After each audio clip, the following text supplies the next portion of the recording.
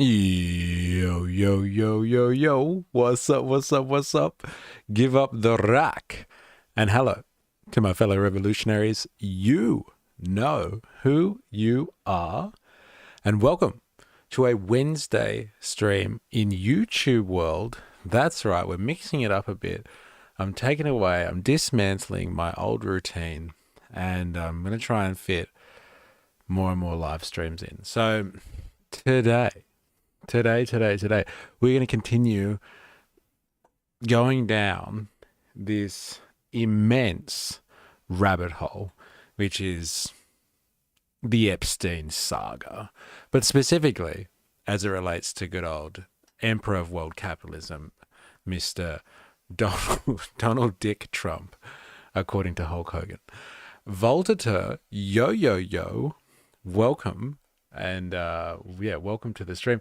Thomas Dickinson brothers, it's good to see you. Salute to yourself.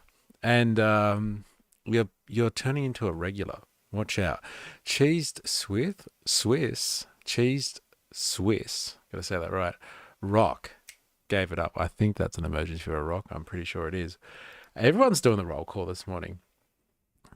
And Trump just keeps admitting stuff. Dumb. See you in the NT. There it is. Have a love on the stream chat. What's up? So, let's go over some crazy shit. So let's just cover some territory here. He does keep saying some crazy shit, doesn't he? Yeah, old Trumpy boy. And he keeps implicating himself with more and more stuff. Dilemmas 85 Rism with the tism. Okay, interesting reference there. There you go. If we're talking about the same tism that I know. Trump keeps on saying some pretty crazy stuff. Talking about how Epstein stole people off him, so he had to cut off his relationship with him. Jackie Bailey, they don't care what they say anymore. Have they ever? Well, especially in this post-truth era, this Trumpian age that we live in. They definitely don't care about what they say anymore. They ain't that the goddamn truth. It is the veritable who's who of the movement here coming on the stream today. It's good to see you all, and thanks for doing the roll call. So yeah, look, Trump's been saying some crazy stuff. He's over in Scotland at the moment, playing golf on his palatial property. Cut off his relationship like a year later. Yeah, I know, right? Cut off as well. Questionable. But yeah, he's over in Scotland, cracking deals with the EU, cracking deals with the UK, trying to distract us all from the never-ending Epstein scandal, I guess you're going to have to call it. And so, specifically, we're going to look at, today, this is what I want to do, and it's part of our investigation, because that's what we do. We investigate. 4AS in the house, yo, getting his stuff to plant golf balls. Well, look, when you're that rich and powerful, you can pay a few people to do a few things, right? Like planting golf balls, to getting the Department of Justice, which is a civil institution. The Department of Justice is an organization, a department, a governmental department that is supposed to represent the people and take down those who have offended the law, the civil standards of American society. The Department of Justice is supposed to uphold the legality of modern society. And he's sending the Department of Justice heads out. So the Attorney General and the Deputy Attorney General, who is supposedly, by the accounts of the media, is Trump's own personal lawyer. Okay, you can't make this stuff up. The coincidences are crazy, and they just keep mounting. But yes, the Attorney General Deputy, Trump's personal lawyer, who was appointed to that position, has been sent off earlier this week, a couple of days ago now, to have a meeting with Ghislaine Maxwell. So he's sending off his people, who are supposed to be representing the people of America, to go and sort out legal deals, let's call it, with Ghislaine Maxwell, who has been described as the Rosetta Stone of this whole incredible situation. And I call it incredible situation in the true meaning of the word incredible. Like, it's almost hard to view this thing with any air of credibility. It's just incredible how all these people work, how the rich and the powerful work. But if you remember from the original stream that we did this time last week, actually, on this whole situation, let us not forget two things when we are considering all of this. And it's important for a channel like this, it's important for a movement like ours. Let's not forget here that this whole situation, the audacity of it, the absurdity of it, really highlights that there are rules for the rich and the powerful, and there are rules for everyone else. They sit above the law, and us plebs, us commoners, you and me of the working class, the people that struggle to get by in the rat race of life, there is one rule for us, and it is the rule of law. We all are law-abiding citizens, and if we're not law-abiding, we're at least subjected to it. But for them, they write the rules and they break the rules every day of the week, it would seem. And so, like, the situation itself, and when I talk about breaking rules and writing rules or rewriting them, bending them to your will, this is a very unusual situation. This is a very unusual situation. The fact that you have a president sending off the Attorney General and the Deputy Attorney General, a double team, a tag team, to keep up the wrestling metaphors, to go out and negotiate with a citizen who's already been convicted anyway. They've got an appeal running in the Supreme Court. Why would you send out the Attorney General to have a talk with them? This is very, very unusual behavior. When I spoke to AI about it before and was like, hey, can you just give me some of the latest news about this, just so I can, see if there are any developments, the AI, which is very outdated, but which is kind of funny, was like, no, I don't know what you're talking about. Presidents don't send out their attorney generals to have meetings with private citizens. That is very unusual behavior. And I'm like, look, I've got it on credible sources, okay? The mainstream media won't shut up about it, so I'm sure it's happening. But it just highlights how unusual this whole situation is. And so, like, when Trump gets pinged and gets associated with some very nefarious stuff, he's implicated in the Epstein files. He sends out his own people through the Department of Justice. Even AI says to me, calm down, Mr. E, you're hallucinating. You're hallucinating, calm the fuck down. And I'm like, no, I'm not hallucinating. I swear this is really what's happening. So not even AI believes this. With all the stuff that's been fed from the internet, from the entirety of the internet, for as long as there has been digital records, AI has been trained on that shit, on that data, and it doesn't even believe me. It's just like, calm down. You're barking up the wrong tree. So it's incredible. Sounds like AI is on the list. Well. And part of our investigation today, we will be considering whether or not Gemini AI, Google's very own AI system, has any ties to Epstein. That will be on the flight logs you watch. Anyway, this is where we're at. 4IS says, give up the art of the deal. I like how you're mixing it up a bit, 4IS. This is interesting. Apparently he spends roughly a third of his time on his own golf courses, paying himself with tax money. Well, like, that's the American dream right there, right? Getting to a high station of political office on the taxpayer's purse and spending that time playing golf. Why the fuck not? Hey? It's incredible. Very nice person. I am above the law. And I know that reference too. I wonder if I could find that for IS. I am above the law. South Park. I don't know if I can find that. Oh my God. I think I found it. This is Trump right now. This is a really old school South Park reference, if you're wondering. This is Trump right now. Stinky bitches, you got those stinky Capitalist bitches. Records. You see, Mr. Big record producer, Stinky Britches was something I wrote several years ago. I really see no resemblance between that song and Stinky Britches by our artist Alanis Morissette. Huh? It's the same goddamn song. Now look, I'm trying to be cool about this, but you can't just rip people's music off. It's against the law. I am above the law! I am above the law. All right, that's Trump right now. I am above the law.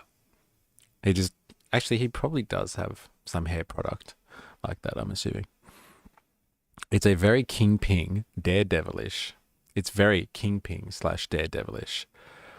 Oh no, don't tell Kareem. Google's on the list. Yeah, we'll find out as part of our investigation. If Google's implicated, we'll find out. Just like Hulk Hogan, we were speculating hard, but I think we came up with some pretty good linkages there. Something that nobody else has come up with, but we're gonna leave no stone unturned today, and maybe in the future too. But let's just get past today first, shall we? So let's have a look. I'm talking about two people here primarily. I'm not sure if you've come across the name Michael Wolff either, but we'll ask AI about Michael Wolff and see what it has to say. But yeah, Ghislaine Maxwell, if you're not aware and you would like just a refresher, Ghislaine Maxwell was Epstein's girlfriend and accomplice, it would seem. Like there are many reports where people have testified or they have come out in alleging that, they have been sexually abused and molested by Epstein. And they have many accounts of where Ghislaine Maxwell was like primary in that whole setup, helping him pick people out off the street, prey on young models or young artists, aspiring whatevers who just wanted a break. And she's like, I know a bunch of rich people. I'll introduce you to Epstein. This is what Epstein likes. If you do this, if you do that. Even with Trump, like one of the accusers of Trump, who was basically told that she had to perform certain acts on Trump the way that he likes it. And for Epstein, it was Ghislaine Maxwell who was kind of like, you got to do this, you got to do that. Like, this is the style. Like, talking about style, like preferences. Like, this is not a world that we exist in here. This sounds more like some type of very, very exclusive, high-class brothel style situation. But it's not, sex workers who are workers. We're talking about, preying on young people and minors. And Ghislaine Maxwell has been, obviously integral in that entire operation. Now, Maxwell herself has her own very interesting links. Maxwell, her father, Mr. Maxwell, he was associated with the Mossad, so with the Israeli intelligence services. And so when you hear all the speculation about like whether Epstein was working for Mossad, so Israeli intelligence, whether he was working with, CIA or anything like that, a lot of the speculation on that link as that part of the scandal comes from the fact that, yes, Ghislaine Maxwell, her father was associated with Mossad. So it's not a stretch to believe that Mossad would have extended it to their daughter and to his daughter, sorry. And then when she got together with Epstein, who is like, it's just shrouded in absolute mystery, eh? I would know. But it's shrouded in absolute mystery how this guy, who doesn't have any kind of college degree or special education, who got a weird job as a teacher at a school called Dalton. I think, pretty sure it's a private school, but like as a maths teacher and a physics teacher, ended up being a financier in New York, the Big Apple, for some of the most rich and powerful people on earth. His own financier company, its pledge being along the lines of, we don't deal with anyone who has a portfolio less than $1 billion. And this is a school teacher who picks up, Ghislaine Maxwell, they get together and like he's off, like, blackmailing the most powerful people on earth.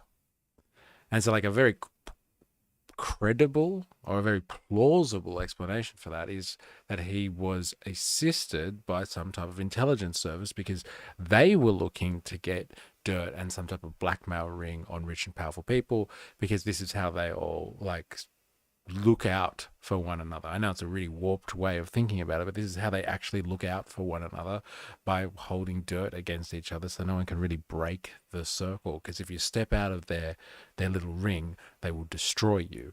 So like they stay together by having crap and dirt on each other. So we're going to go down and like explore a little bit of what Maxwell is up to, because like I said, she is the Rosetta Stone to all of this. Like, I foresee what's happening is, and like Trumpites, as Hulk Hogan called them, Trumpites, general MAGA people or Trump supporters and his inner circle, I think what they're going to do here is they're going to call out eventually and say that the Epstein files are being compromised. I think like they've already tested this one, they've tried it out. And like I think it's probably a play that's going to work for them, but they're going to say things along the lines of the Epstein files have been compromised because they were actually with the Biden administration for years, and like he got the investigators onto it, he got the FBI onto it and started giving them directions. There was Biden's administration, and under Biden's administration they compromised the files somehow, and they started actually inserting stuff like my name into it. So like they actually started compromising the files themselves and then throwing evidence in of me being in there where it was never there. So he'll compromise the integrity of the Epstein files. You watch. Another part of his gaslighting campaign, like calling his own supporters and Republicans stupid for believing in the Epstein hoax, after he used his whole campaign trail. He campaigned on releasing the Epstein files, and now it's a Democrat hoax. Like that is like some next level gaslighting. Like it's incredible how he can claim that after telling people that he was going to bring justice to the whole situation. Incredible gaslighting. But this gaslighting is something else. It's like it's another level on top of that. It's incredible, the layers of it, etc., etc. But like, yeah, we're going to look at how Ghislaine Maxwell really is the Rosetta Stone, and how she could unleash the fury. She could really be the one that points out how Trump and other people, don't get me wrong, but Trump is implicated in everything. Like he was there, and he cannot wash his hands of this. And like, especially like I said, if somebody calls into question the Epstein files or gets rid of it somehow, like it's not a non-issue anymore. She's it. She's a really important linkage in all of this. And so like, I believe he's going to give her a pardon. Talking about, him saying stupid shit. Like he's said some pretty crazy shit recently about whatever powers he has as president. And I was like, yeah, I could pardon her. Basically saying, get used to the idea because it's coming. And that's what I see coming. I see it being incredibly beneficial for him and for her, for a pardon to be issued. Now, there's way too much heat around it at the moment. Like, I know some people speculate that, like, she's just going to, like everybody else, she's just going to cark it. She's going to commit suicide, or she's going to have a medical emergency of some sort and, have a heart attack. Hey? Cardiac arrest. Ugh. Like, kind of thing. It's a very timely moment. But like, I don't see that happening because it's way too hot at the moment, and that would bring up way too much conspiracy, like way too much. But like a pardon is much simpler. Trump has the power to do it. He's the president of the United States. He can give a pardon for any crimes or anything that she may be charged with. You can say, no, you're off. And that would suit him fine, as there goes the Rosetta Stone. The one person that can help us understand the whole situation, translate everything into normal people talk, so we can demand justice from this rich ruling class that plays with us for their own pleasure. he could allow her to walk away scot-free from her 20 years. She wants off anyway. And Trump doesn't want people around that can testify to his salacious and perverted, sordid history with Epstein. He doesn't want people around like that. So let's see, first of all, what they're saying. And like the most recent development is that Maxwell is actually offering to testify before Congress. Now, if you testify before Congress, to a certain extent, you have immunity in terms of what you're saying to Congress. Like, that doesn't mean people can't challenge you from other legal avenues some other way. But, like, this is incredible. Okay, if she turns around now and starts to testify to Congress, they call her up, which they've been trying to do. That's why they shut down Congress early. Like, the layers of this is just incredible. I can't remember what his name is. The Speaker of the House, I can't remember what his name is, but he shut down Congress early. They're supposed to have a break over August anyway. I'm learning so much about American politics. But like, they're supposed to have a recess over August, like a fucking 4-week break or something like that. Could you imagine if you just got, us working people, us regular people just got 4 weeks holidays because we don't feel like doing our jobs. And like, he gave them an extra recess. And Mike Johnson, thank you very much. I've got a research team. I'm loving this. Mike Johnson, he shut the House down early, like a day or two early, because he was like, fuck this. Everyone's voting on this stuff, and they're voting to have special investigations into the Epstein files. They want to subpoena the Department of Justice to get access to the files. And like, Trump was like, fuck, do something, somebody do something. So Mike Johnson stepped up after he was like, no, we need some more coverage on this, because his constituents were pissed off with him. And he was like, no, we need this stuff brought to light. And so he shut down Congress as a result. And everyone's like, you're a hypocrite. You just said you wanted to bring this all to light. So he shut it down so they could move away. They could step away from this and not have Congress interfere with the Epstein files. And lo and behold, Maxwell's out now saying, I want to testify. Now this is, oh, you can't see the comments? That's true. What is that? Thank you, 4IS. Let me check that. Thank you. Wrong comment box open. Thank you for letting me know. I'm glad, because I want you guys to be able to see what I can see. All right. There we go. Yeah, so Mike Johnson, shut down Congress early. And it's apparent that now so the headline goes, we'll see, wants to testify. Now, this is the danger of Ghislaine Maxwell, because from what I understand from Michael Wolff, and we'll get to Michael Wolff later, is that it is Ghislaine Maxwell who released that letter to the Wall Street Journal from Epstein's 50th birthday, where Trump was a co-signatory on it. He sent a special letter with a little doodle in there saying, how much of a great guy Epstein is, and like, he hopes his secrets are safe. Every day's another wonderful secret, like all that sort of stuff. It was Maxwell who released that. She's got this shit. Her legal team, her family, whoever it is, they've got reams of evidence against Trump. Heaps of mud to sling at him. And this is a threat. Who had a little doodle? I see what you did there. Is that you, Trey Parker, or Matt Stone? Yeah. Yeah. She released that. And now she's threatened to testify. So, like, Trump's going to have to do something real quick, because, she could be very damaging. So let's see what CNN have to say about this, shall we? Testify before Congress, but we have some breaking news into CNN. Jeffrey Epstein accomplice and convicted sex trafficker Ghislaine Maxwell is offering to testify before Congress, but her lawyers say she has a list of demands before she talks to them. What a fucking CNN's surprise. Elena Treen is with us now. Quite the list of demands here, Elena.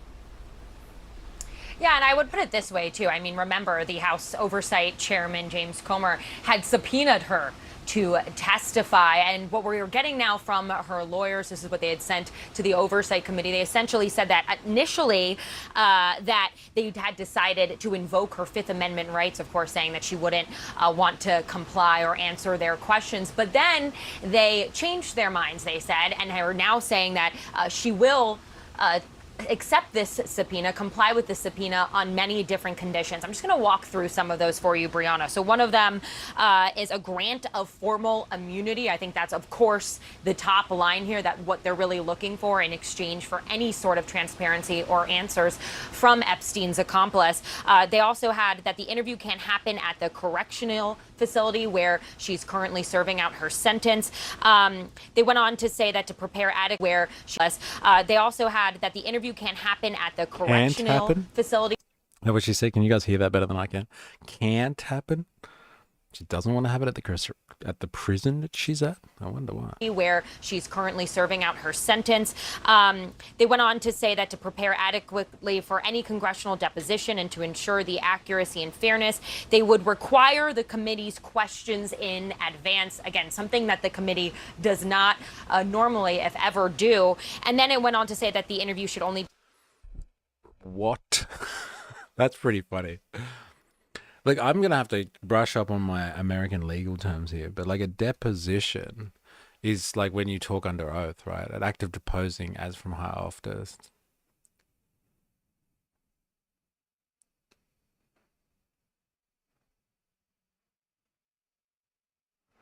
Maybe I've spelled that wrong. Deposition?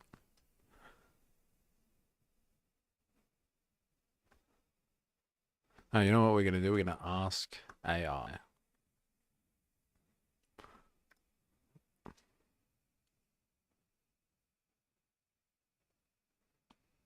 Unless anybody else knows. Got that one open, deposition. Oh, that's interesting. So, bear with me for a moment.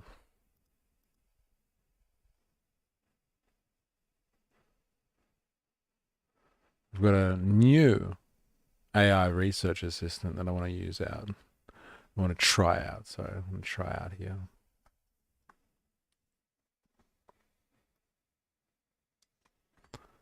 Let's have a crack, shall we?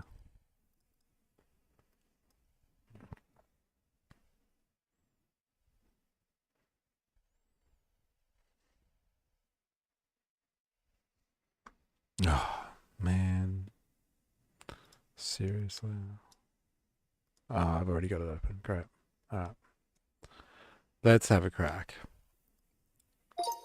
Just listening to CNN talk about Maxwell wanting to testify in front of Congress, and they are using a legal term called deposition. Can you briefly explain what that means?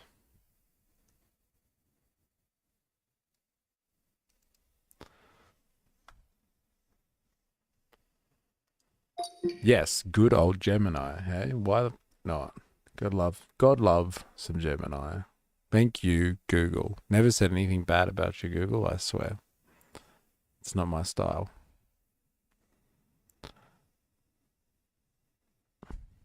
Okay, so deposition is a formal out-of-court interview where a witness gives sworn testimony. Okay, so they do have to, swear under oath. Under oath, the witness, the person being deposed, is legally sworn in to tell the truth, just as if they were in court. Lying in a deposition is perjury. Ooh, damn. That's crazy. Question and answer. Lawyers for all parties in the case are present. One side's lawyer may ask the witness questions, and the other side lawyer is there to listen and advise there. The court reporter is always present on the record, everything is said word for word, creating an official written transcript. Main purpose of a deposition, the goal for lawyers to gather information and lock in a witness's story before trial or hearing. It helps them discover facts, prevent surprises, impeach a witness if the witness changes their story later in court. The lawyer can use the deposition transcript to show the jury that they are not being truthful. But in your deposition, you said the exact opposite. Dun, dun, dun. There you go. Hey, there you go. I am above the law. All right, let's get back to it. Just with that context, I think it's important. Be scheduled after normally questions in advance. Again, something that's fair to say that facility where she's currently serving out her sentence. They went on to say that to prepare adequately for any congressional deposition and to ensure the accuracy and fairness, they would require the committee's questions in advance. Again, something that the committee... Isn't that funny, right? So now we know exactly what a deposition is. It's really interesting that she wants the questions up front before this congressional hearing, let's call it, so she can, under oath, give the right answers. Hey? If you're swearing to tell the truth, the whole truth, and nothing but the truth, do you really need the questions beforehand? Unless you need to be trained. Hey? Have you ever watched like Senate hearings, any hearings in front of, like, you know, Congress members and stuff like that? Like, it's pretty free for all. Like, they can ask whatever they want. So it's interesting that she's asking for that. Very curated situation here. She knows a lot of stuff and she's heavily incriminated. Like, she is really, really, really compromised by this whole situation. But, like, you know, when you're the Rosetta Stone, you can ask for whatever you want. I wonder if they'll oblige. Does not normally, if ever, do. And then it went on to say that the interview should only be scheduled after the resolution of her case pending before the Supreme Court, where she's asking for her conviction to be overturned. Now, we did already get a response from the Oversight Committee here in the House, a spokeswoman person for them saying that the Oversight Committee will respond to Ms. Maxwell's attorney soon, but it will not consider granting congressional immunity for her testimony. Brianna. Whoa, they're not going to grant immunity. Isn't that interesting? Let's go back to AI and ask about that. Shall we? Let's do that.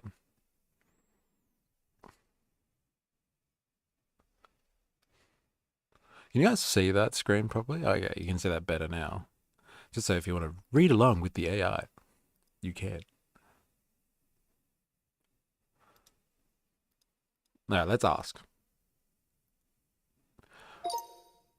Apparently, they don't want to give her congressional immunity if she testifies. Can you briefly explain that concept? And they mentioned an oversight committee in Congress. Is this a specific oversight committee just for Maxwell and the Epstein files?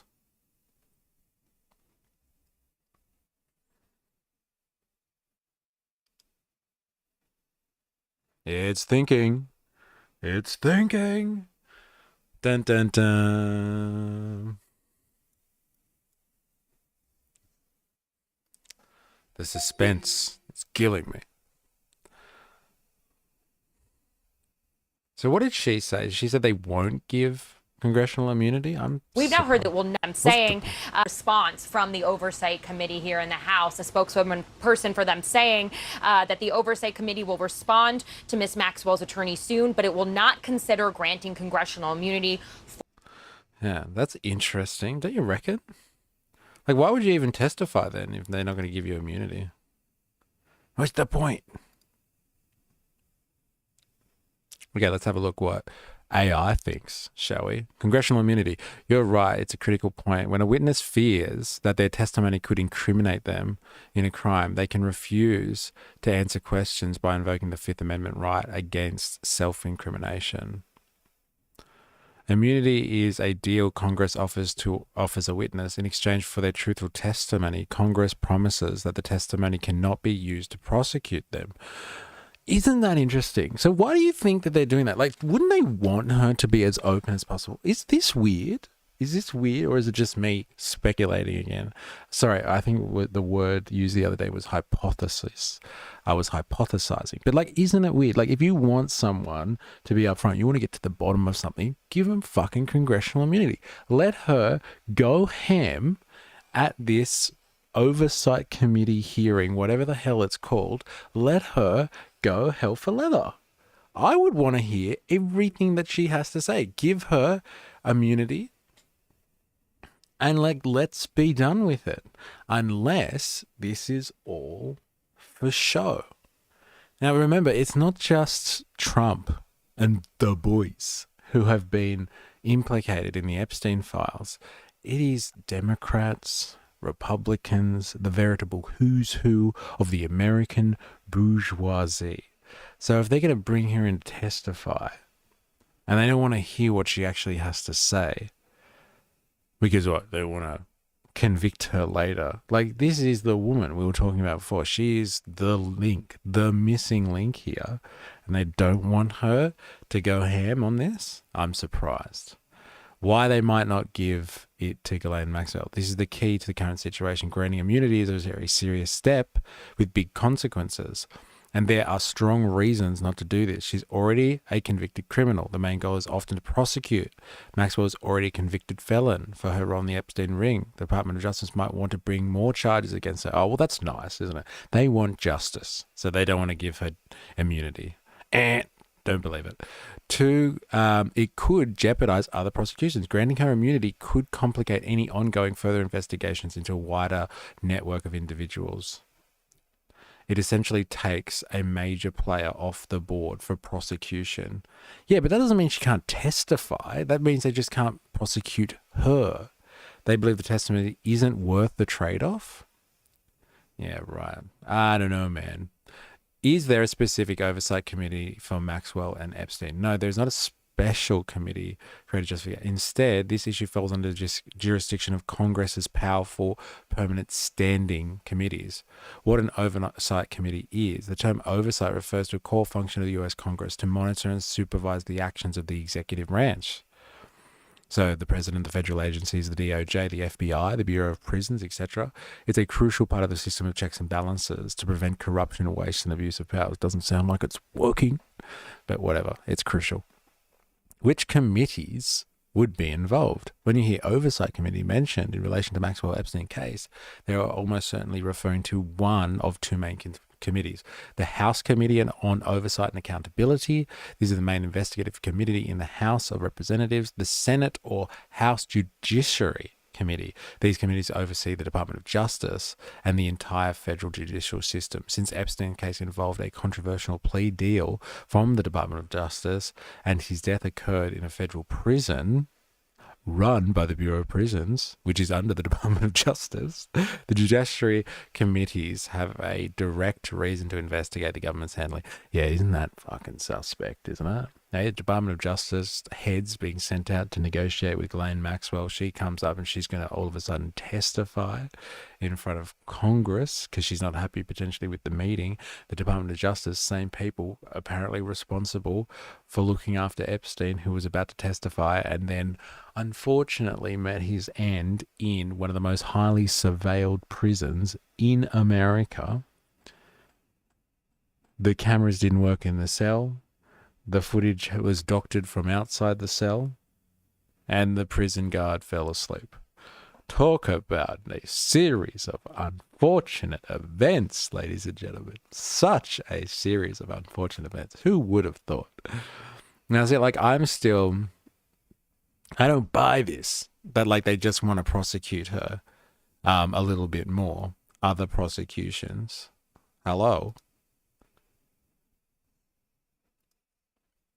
Even if she can't be prosecuted any further, can she not still be called to testify as a witness? Meaning she could still be useful in other prosecutions?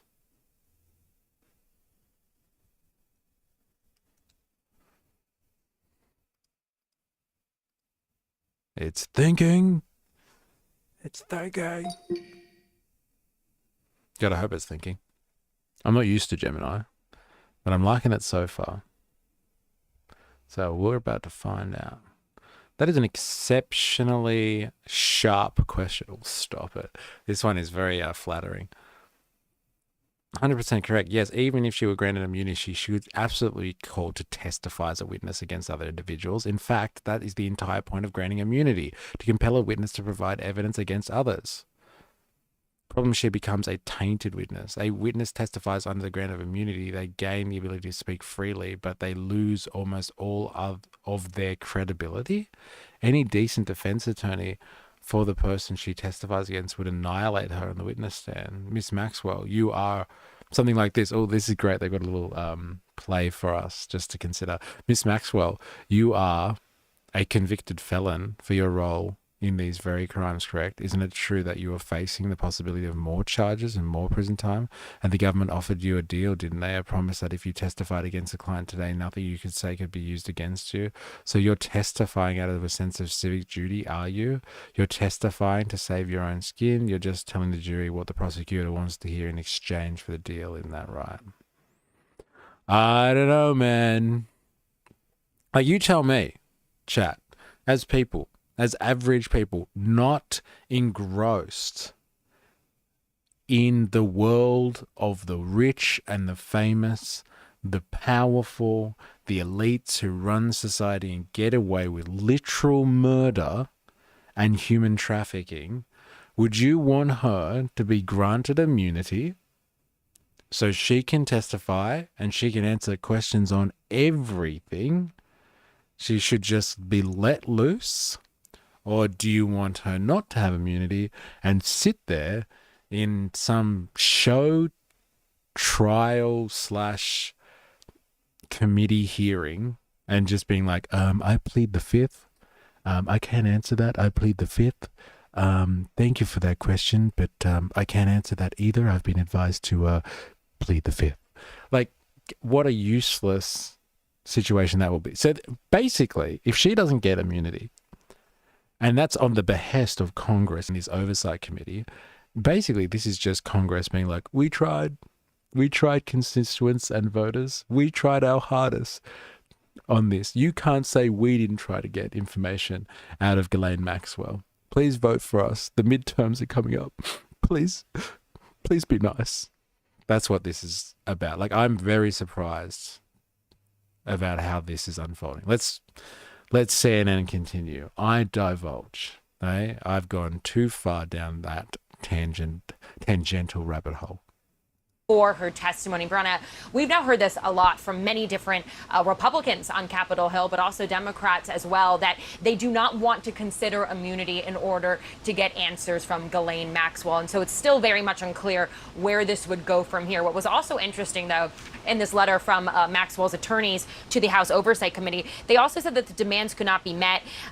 She would have no choice but to invoke her Fifth Amendment right. But then they said, kind of ending it with... See, already, they haven't even fucking had the hearing yet. It's just like, I plead the fifth.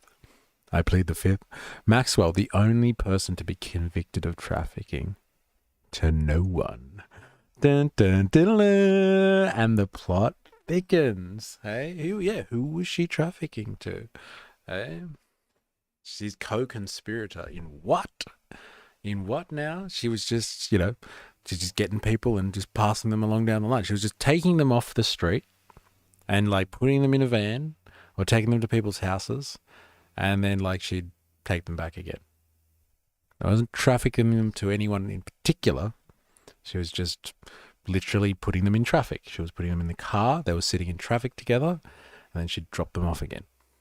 Nothing to see here. I don't like that insinuation, Dilemma's 85. It's uncalled for. How dare you?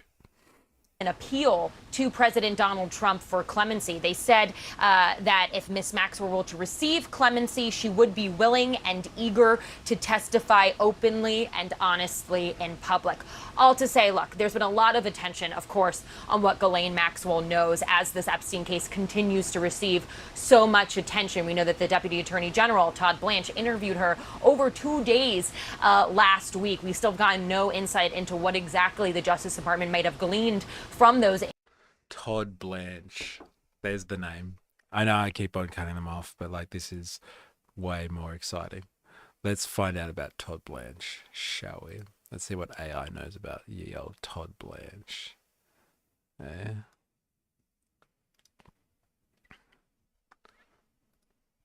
Todd Blanche is said to be the Deputy Attorney General and also to have been Trump's personal lawyer. Is this true?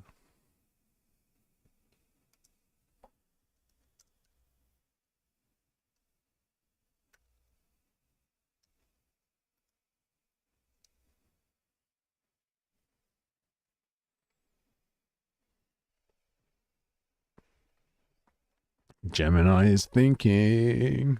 The suspense is killing me. I'm sure I could have Googled this, but that's not the point. Okay? We have a research assistant. Very understandable point of confusion given his background.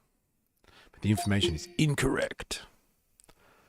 Todd Blanche, the Deputy Attorney General. No, this is incorrect. The current Deputy Attorney General of the United States is Lisa Monaco. I'm not sure how up to date this one is. Is Todd? Yes, this is absolutely true. Todd Blanche is one of Donald Trump's lead attorneys. Okay, let's just fact check this because sometimes the AI is a little bit working off old information. I think Lisa Monaco was the old one. Let's check this out. Todd Blanche. Todd Blanche, Wallace Blanche, sick name, is an American lawyer and former prosecutor who serves as the 40th United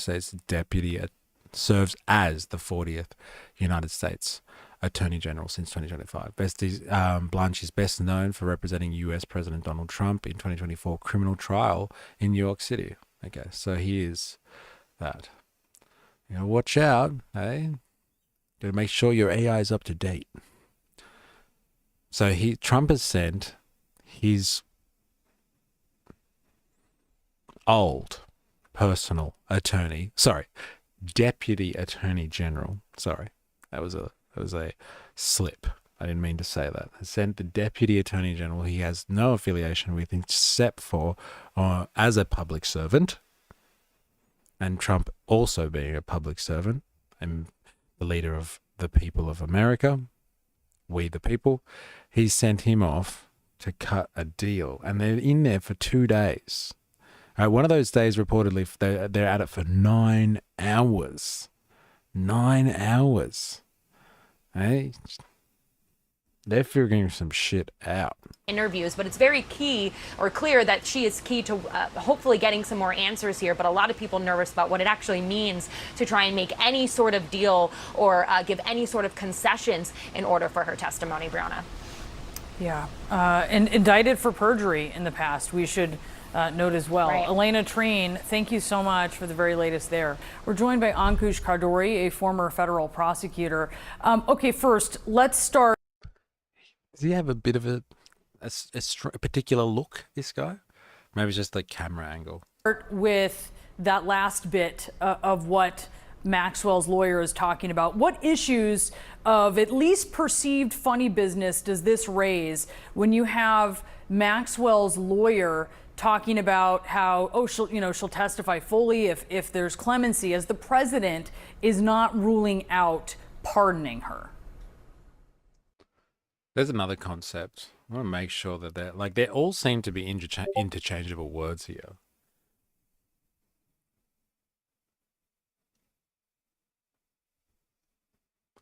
They seem to be interchangeable words, but I'm no legal scholar, so I'm just going to check this.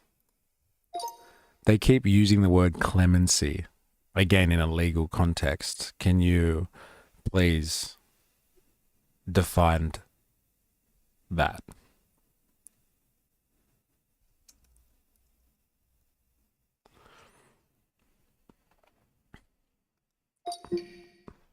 That's like granting her immunity, I guess. Letting her off so she can say whatever she wants.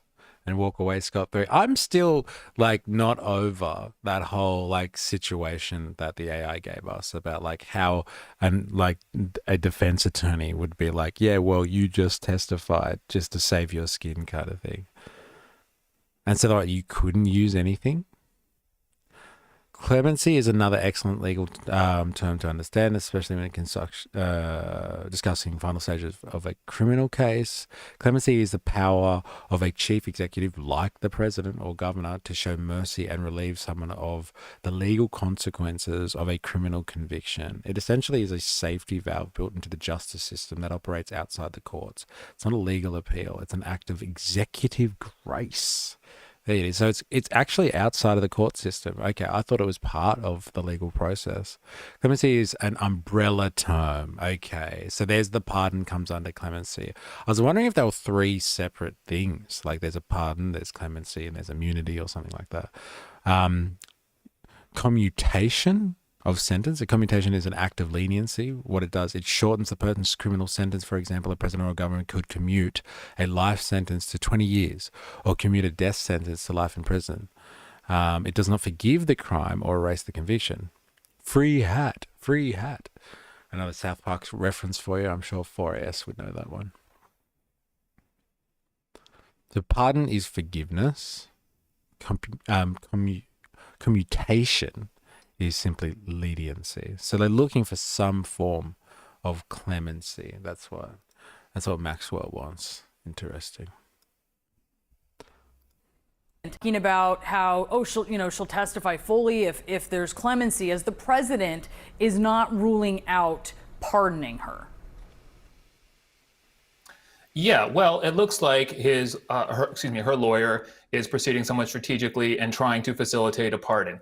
I have to say, to the folks in Congress who helped to create this is what happens when you give a criminal and all-around garbage human being leverage over you. They start creating lists of demands that make you look foolish if you accede to them. They should never have gone down this path. The Justice Department should not be working with her. She has no credibility. She's in prison for 20 years on heinous charges, and she has a whole host of incentives to lie or shade the truth. If I were still in government, I would not trust this woman, and I would not touch her with a 10-foot pole. You've heard it here, ladies and gentlemen. That was scathing. Hey, I wouldn't touch this with a 10-foot pole. Like I said, apparently this is very unusual circumstances that, like, the president would send out the Department of Justice heads, so the Attorney General and the Deputy Attorney General, to speak with her.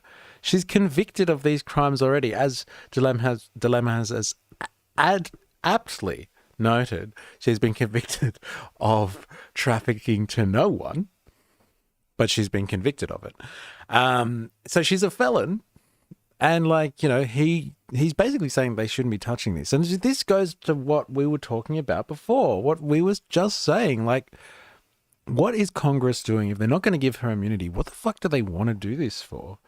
She's not going to talk. They're going to ask her a bunch of questions that she wants to be assigned, so they can't go off script. They're going to ask her a bunch of questions. She's not going to have immunity, so she's just going to sit there and go, I plead the fifth. I plead the fifth. Same answer as before, I plead the fifth. And so, it's just absolute nonsense. So he's like, they shouldn't touch her with a 6-foot pole, 10-foot pole, I think he said. It's all show, man. Are you seeing this? This is the bourgeois political system in action. They know they have to placate a voter base of plebs and commoners like you, and so they got to do something. They don't really give a fuck about it. They don't actually want to know what she has to say, but they got to do something because, again, there's votes on the line here, and these are career politicians. This is the bourgeois political system in all of its glory for you to see. Very, very raw. This system is not designed for average people. These people want to stay in their positions because they've got cushy jobs and they've been put there by groups and armies of lobbyists. And so they are associated with corporations and big money. These people exist in another world. And this whole situation, like we're sitting here scrambling, like how do we make sense of this? It just shows you this system is completely detached from reality, like the world that we all live in. Like I said, in the rat race of general life, trying to survive here. And these people, they live in another fucking world. Those damn radical centrists. Yeah, it's those fucking radical centrists. They're the worst. They are the worst. Can I just say, I'll tell you that much for free. I might have missed something in the stream chat. Avalava says, she knows that if she opens her mouth, she will accidentally fall out of a window in a windowless room. I was wondering where you were going with that. It's a pretty good call. There's a lot of people surrounding this entire scandal, event, whatever the hell you want to call it, that are falling out of windows in a windowless room. It seems to be a theme of this whole saga, let's be honest. But let's go back to Mr. interestingly looking 10-foot pole guy over here. Let's let him continue. Okay, so let's talk about that, because a lot of that seems to be missing sometimes from the conversation. There are a lot of details in this case, right? It is complicated, but there is no Jeffrey Epstein operation without Ghislaine Maxwell not just normalizing the situation for the girls who were victimized, but recruiting them as well. So you call her a garbage human being. Why? Because what she did was heinous and awful, and she traumatized many young women, and they're going to live with that trauma for the rest of their lives. And one of the particularly offensive elements of the Justice Department entertaining this, Republicans in Congress entertaining this, is that she has victims, and those victims have to watch all of this unfold and have to watch them pretending like this woman has some credibility and potentially some information that may be valuable, despite all appearances, and despite the fact that she has never once cooperated with the government up until this time. She was charged with 2 different counts of perjury that fortunately for her were dropped after a sex trafficking conviction, and she contested her guilt at the trial. The government had to go to trial to prove it. She had victims of her own who are testifying there too. So the fact that her victims are being put through this now sort of re-emerging trauma on a daily basis is good enough reason to stop this in its tracks immediately. So one of these stipulations that she's making is she's been subpoenaed by Congress and that she would, one of the stipulations for testimony is that it would be only after the resolution of her Supreme Court petition and her forthcoming habeas petition. Let's be clear about what she's asking the Supreme Court to do. She's asking them to see it the way she wants to see it, which is that she believes she should be protected by that very controversial deal that Jeffrey Epstein brokered in 2008. How do you think the Supreme Court is going to see it?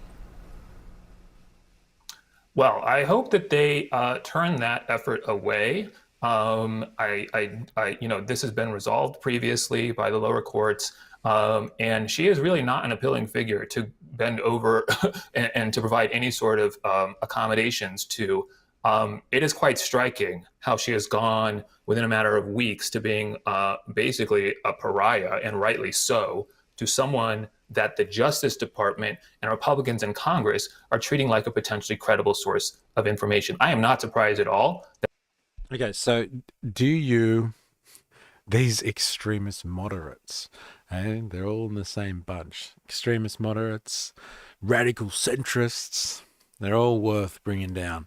Now, can I just say, like, if you're not aware of what they're talking about here, the reason that she's appealing her convictions is that in like 2004, 5, something like that, when Epstein was convicted the first time around in Palm Beach in Florida, after they investigated him because some 13-year-old girl came out and went to the police department with her mother and was like, this dude Epstein did stuff to me. And she lodged a very detailed account of what happened, so detailed that she was explaining with pretty good detail, apparently, like what the inside of his residence. So that happens. He ends up being convicted, but as part of that plea deal, like he set up a bargain with the Department of Justice at that point. Now, the bargain was this, and it was led by this guy called Acosta. So Acosta ended up representing Trump in the first term as his like labor minister or something like that. But this Acosta guy did some type of plea deal. He did bargain with Epstein. And part of that deal was that, okay, he'll be charged at the state level, so in Florida, but he would then be given basically federal immunity. He would be free from any type of federal charges for sex trafficking, child sex trafficking, child trafficking, any of the other crimes like money laundering, anything else that he could be accused of or charged with as part of his incredible operation. And so he was given a deal and they had to step away. But the deal didn't just cover him. The deal covered anyone associated with him as well. And like I've heard a few people speak about this, and I don't know if they just anti-Epstein or anti-Acosta or anti the entire situation, so there's a bit of bias there, but they're like, this is absolutely outrageous. Nobody enters into bargains like this. No Department of Justice would ever enter into a bargain like this to protect someone who has done some heinous things, another potential garbage person for the stuff they've done, which is absolutely disgusting. Let's be honest. There's no jokes about that. But like, this is an absolute exceptional bargain that they've entered into. Nobody gets this level, and not just for themselves. He was able to get it for anyone that may be associated with him. So Ghislaine Maxwell's lodged an appeal to the Supreme Court on her convictions, and she doesn't want to spend the next 20 years in prison, and she's gotten on pretty light too. There's like just like a handful, a couple of things that she's been convicted of compared to like the potential mountain of things. If you're considering that the Epstein files has 10,000 hours of footage of rich and powerful people doing things with people of very questionable ages and very questionable levels of consent as well, let's say. So like they've been convicted of just a couple of things, drops in the ocean really, but like his bargain covers her. That's her argument. So that's what he's talking about now. And he's just like, look, she's been convicted. She's done some heinous shit. Like, what type of appeal court would even consider her case, really, given her character? And it would be very, very tenuous at best to actually grant her an appeal on this one, actually uphold her appeal on her conviction. And so he's like, any normal court that acts with any level of integrity would just wash this away because they know exactly what she's all about. And they know that this bargain, this plea deal that they got is absolute rubbish as well. So that's apparently what he's talking about. They should just walk away from this because it's got no legs. But as we know, and like I've asked you to keep this in mind when we look at all of this stuff, one rule for them, one rule for the rest of us. This shows that we live in a class system. Epstein, financier from New York, multi hundreds of millions of dollars in his name, potentially even a billionaire. There's still speculation on that. One set of rules for him: he can negotiate with the Department of Justice, the Attorney General, and get a deal which covers him and all of his slippery mates, covers them completely. He gets away with 13 months, not 13 years, 13 months of jail time, which he's allowed out for work 12 hours a day. So he's out there picking up more young people and sexually abusing them and harassing them. But that's what he gets. He gets absolute immunity from federal charges for him and all of his mates, and he gets to walk out of the prison or house arrest for 12 hours a day. That wouldn't happen for people like us.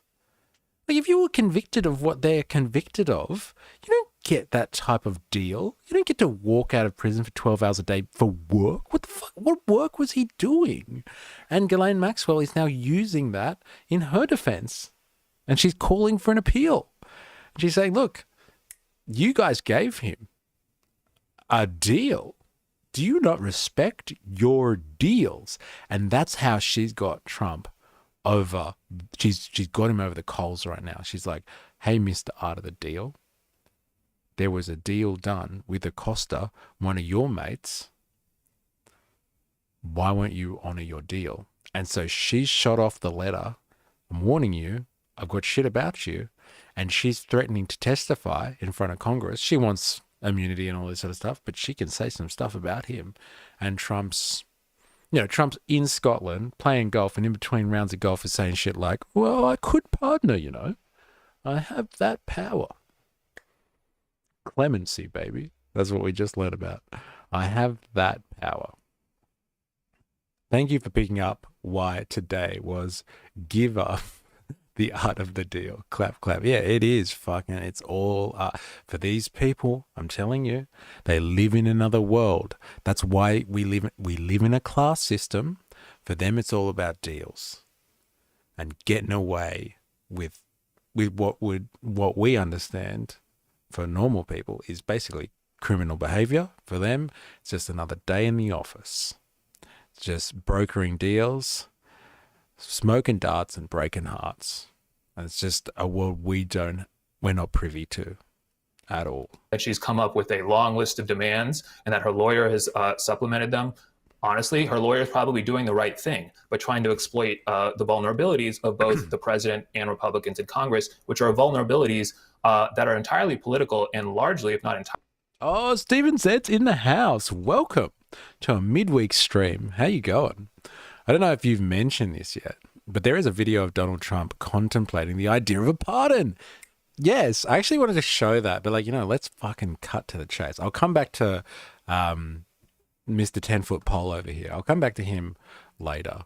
Let's go. I want to find that link because I think it is interesting. Let's find President Trump hasn't ruled out pardon. There we go. It's a real quick one because he says some other stuff and I want to get to that as well. But let's have a look at this one. Oh no, I might do it here actually.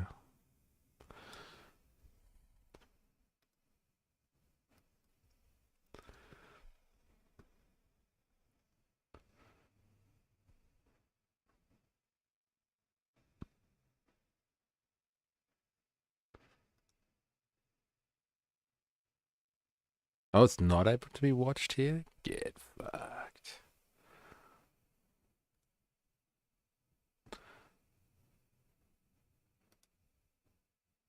But we just watched it. That's interesting, isn't it?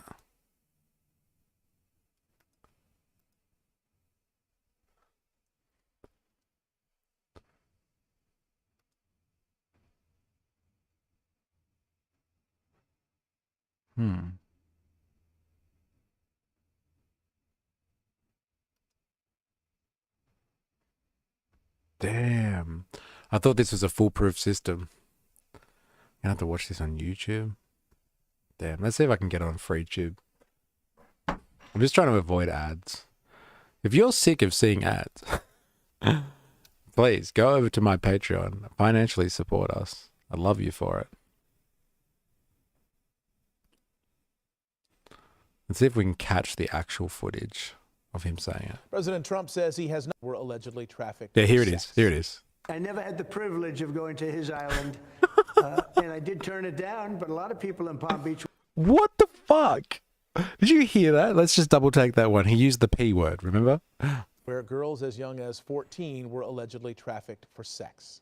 I never had the privilege of going to his island, and I did turn it down, but a lot of people in Palm Beach were invited to his island.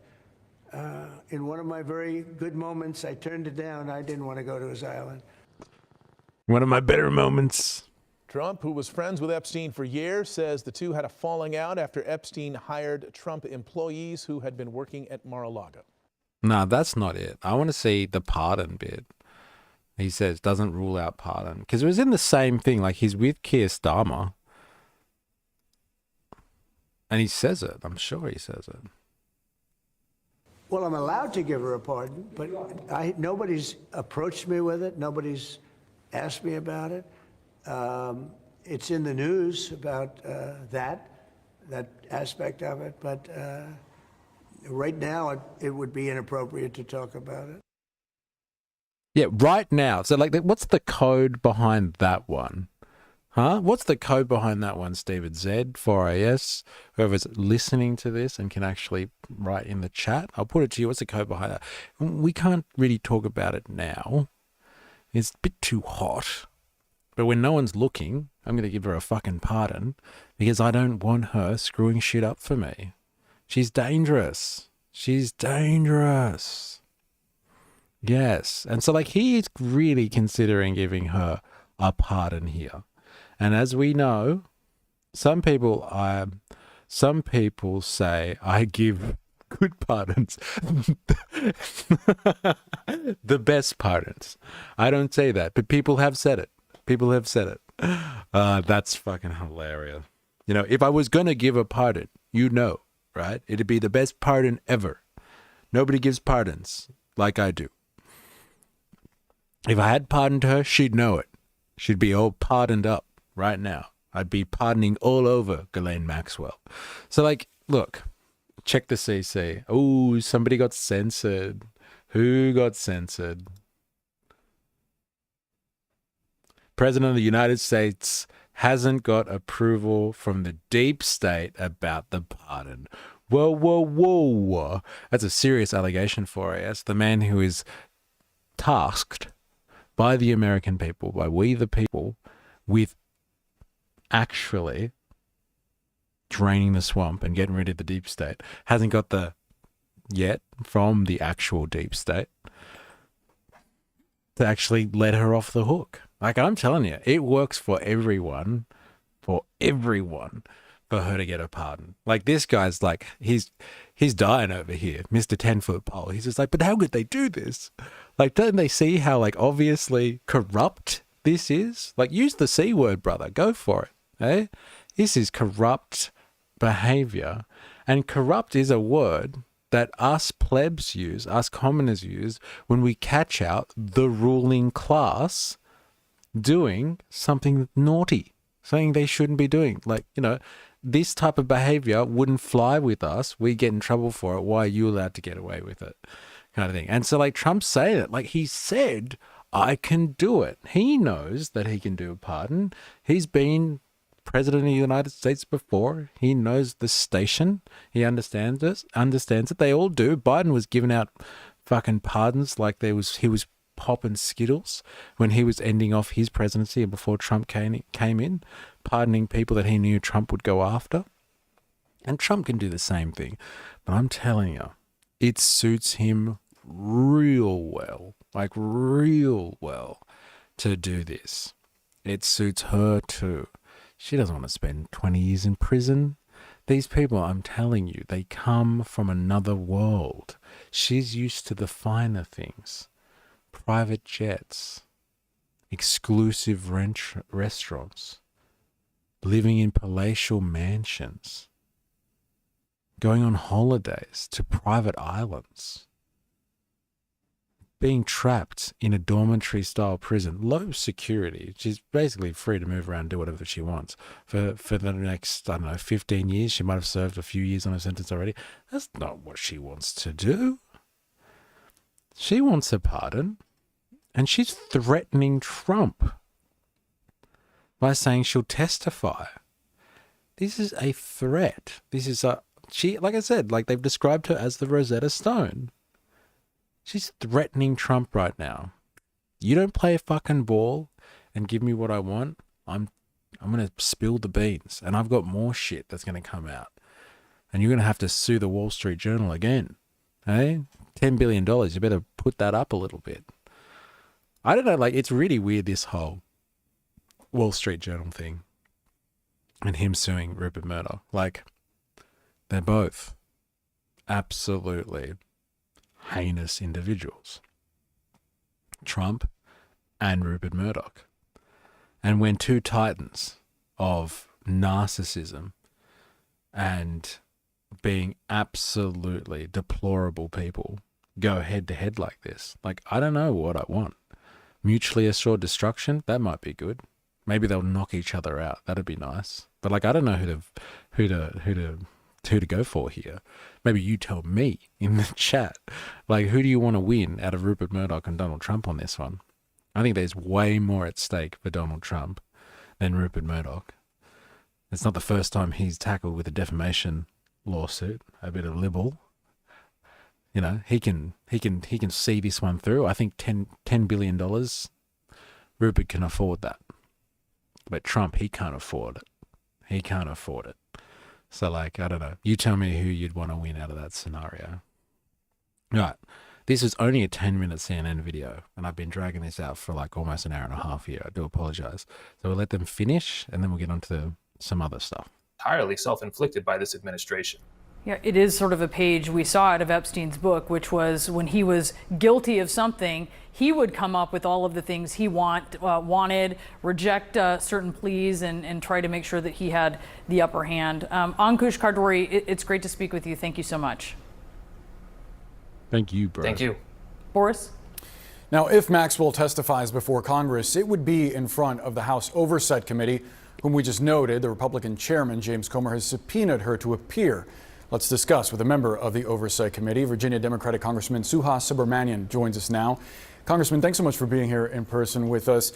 On these conditions, formal immunity, getting the questions ahead of time, would you agree to those conditions? And also, given what she knows, what she might reveal, do you think other lawmakers should agree as well? Well, first, I want to hear what she has to say.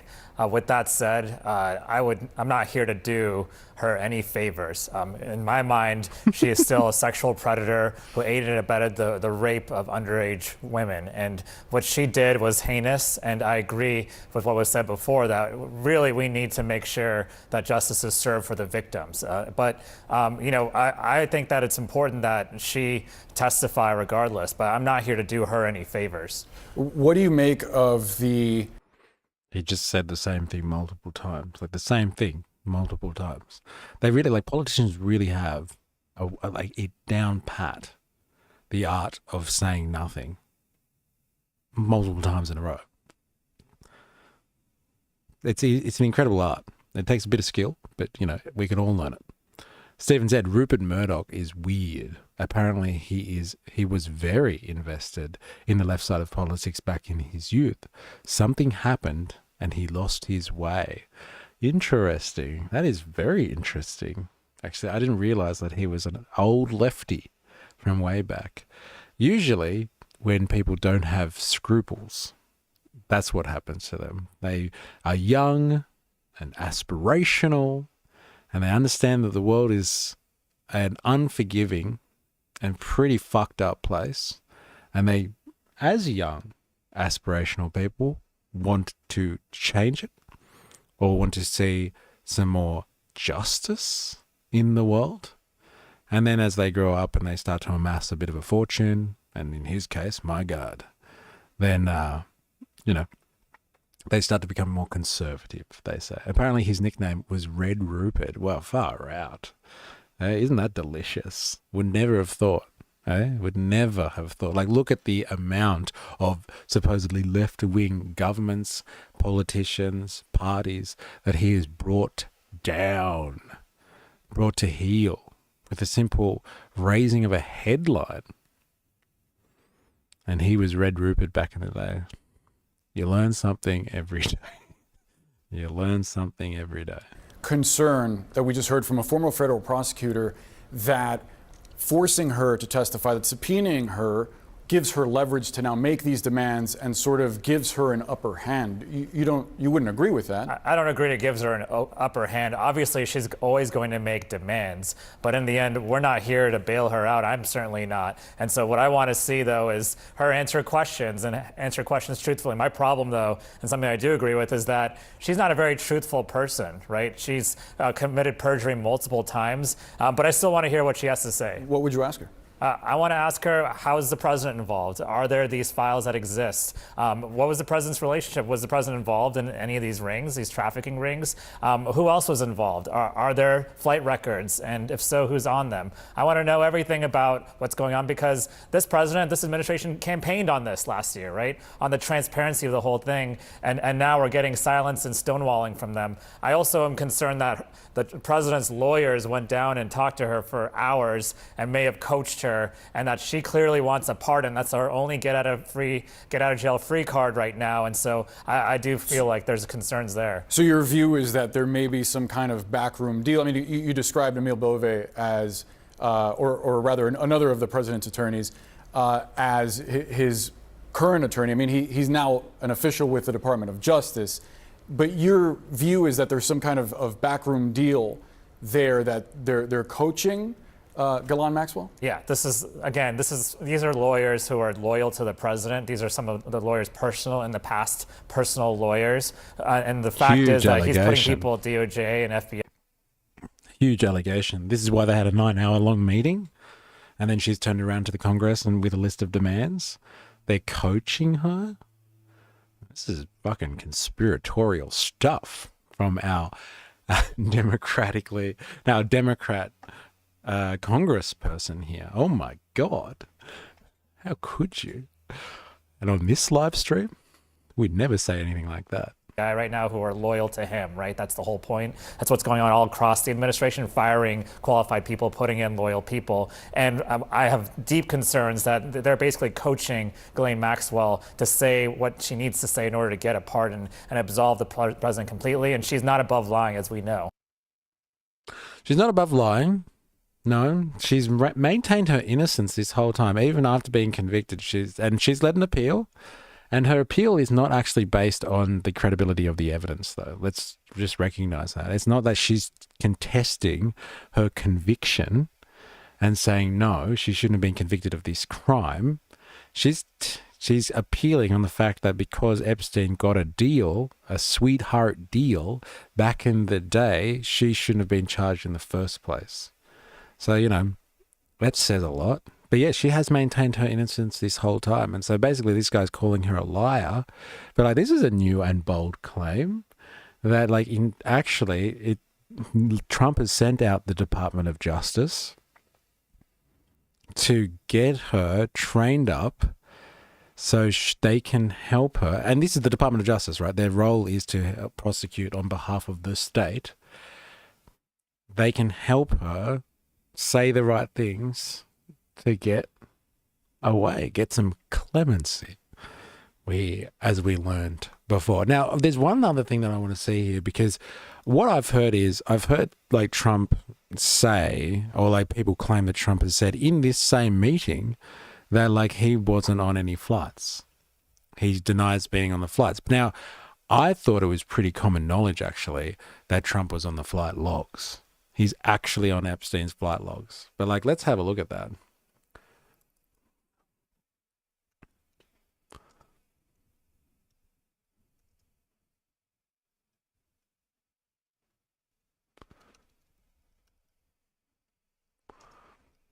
I want to catch him saying that, because Trump denies visiting Epstein Island. Let's have a listen to this one. I think I heard you say something the other day that the drawing that was the subject of the Wall Street Journal report. I don't do drawings. I don't do I'm drawings. not a drawing person. You think it was fraudulent? I don't do drawings. Sometimes people say, would you draw a building, and I'll draw 4 lines and a little roof, for a charity, so. But I'm not a drawing person. I don't do drawings of women, that I can tell you. They say there's a drawing of a woman, and I don't. Has anyone seen it? The actual picture?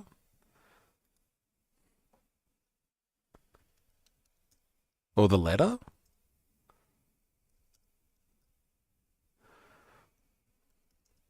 I would like a link if anyone knows.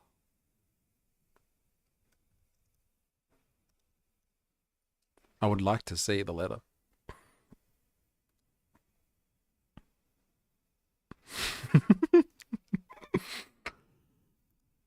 Is that it? That's definitely it.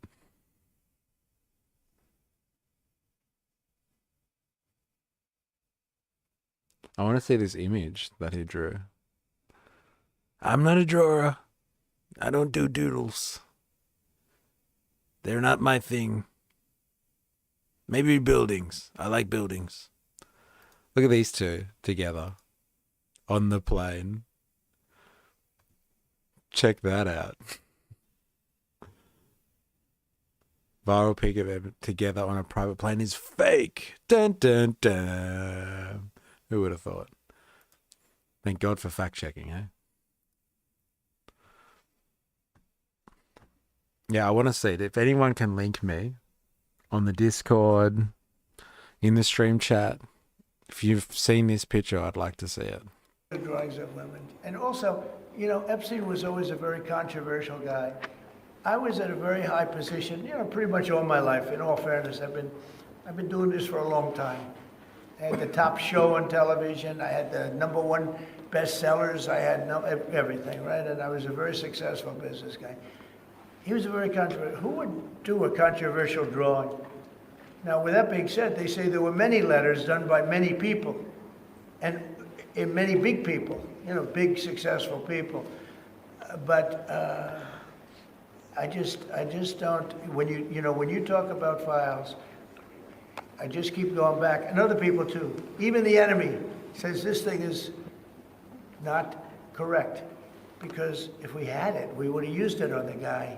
It's a bad issue. They say it's a good issue for Trump. Do you know that my poll numbers are up 4.5 points since this ridiculous Epstein stuff?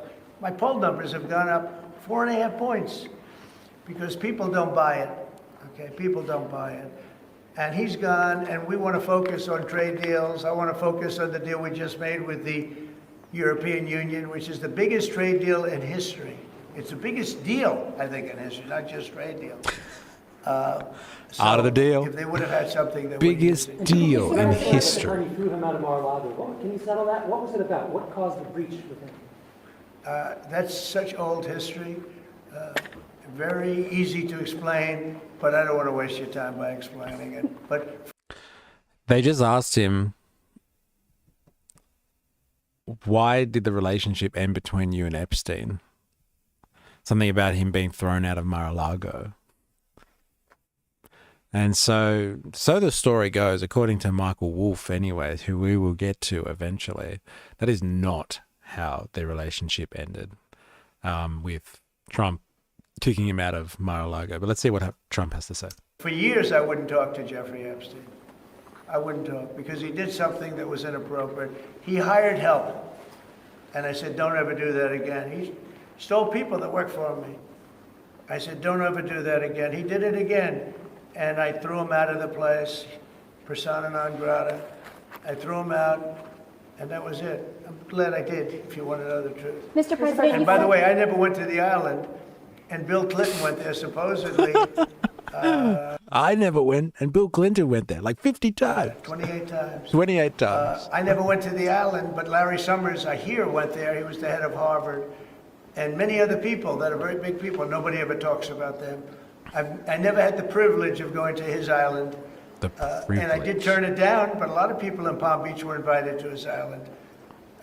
In one of my very good moments, I turned it down. I didn't want to go to his island. Yeah. Mr. President, In one of my good moments, what does that even mean? Like in your non-good moments, when you're not feeling as steely in your resolve, you actually did go to the island? Like, come on, what one is it, Trumpy boy? Let's get the truth here. Maybe we should get him to testify, in front of Congress. We'll give him immunity, and he can say whatever he wants, and we'll let him off scot-free. I have just heard Trump say that he never went on a plane to Epstein Island.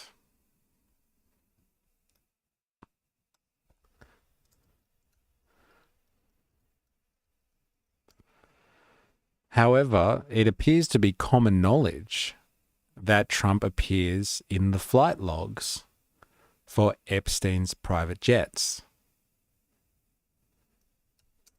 Can you confirm if this allegation has been made before and if there is any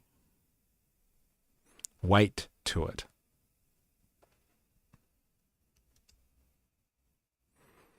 Love having a research assistant. I'll tell you that much for free. Big shout out to you, Avalava.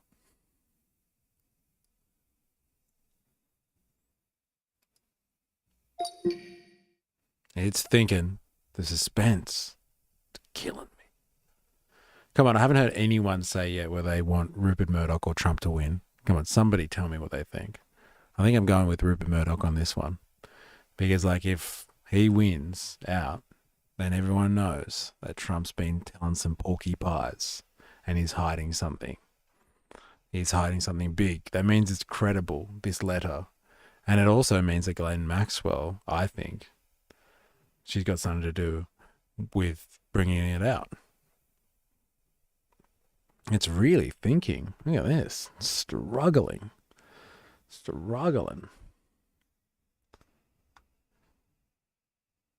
I don't know. Have you guys not heard this as well? I thought it was kind of, just common knowledge that Trump was on the flight logs, as well as Bill Clinton and others. We were searching up yesterday, and you won't believe this, because I was struggling to believe this, that Chomsky has been implicated with Epstein. Hello? That's mental. Noam Chomsky, darling of the liberal left, the man himself, who has written extensively about politics, philosophy, organizing, socialism, capitalism. Like I said, an absolute darling of the liberal left has been implicated with the Epstein files, or at least with Epstein himself. Epstein was doing some financial work for Chomsky. I was floored when I heard that in the stream yesterday, and everyone was like, oh yeah, it's old news. We all knew that. I had no idea. And you know what Chomsky's response to that was? Sorry, I divulge, but I just thought I'd leave Gemini to think for a little bit. Yeah, but like Chomsky's response to being associated with Epstein, let's have a look.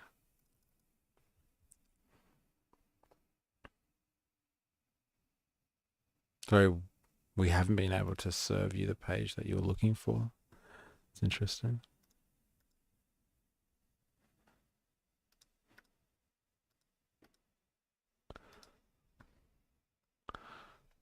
It's right here. I don't know why I can't open it.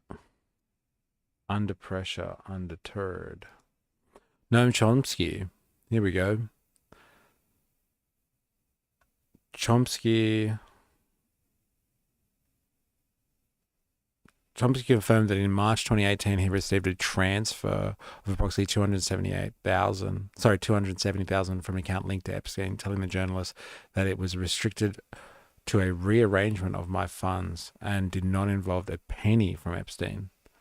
In response to further questions from The Guardian, Chomsky responded, "My late wife Carol and I were married for 60 years. We never bothered with financial details. She had a long, debilitating illness, and we paid no attention to such matters. Several years after her death, I had to sort things out. I asked Epstein for advice. There was no financial transactions except from one account of mine to another. These are all personal matters of no one's concern. So back off. Don't ask me about it."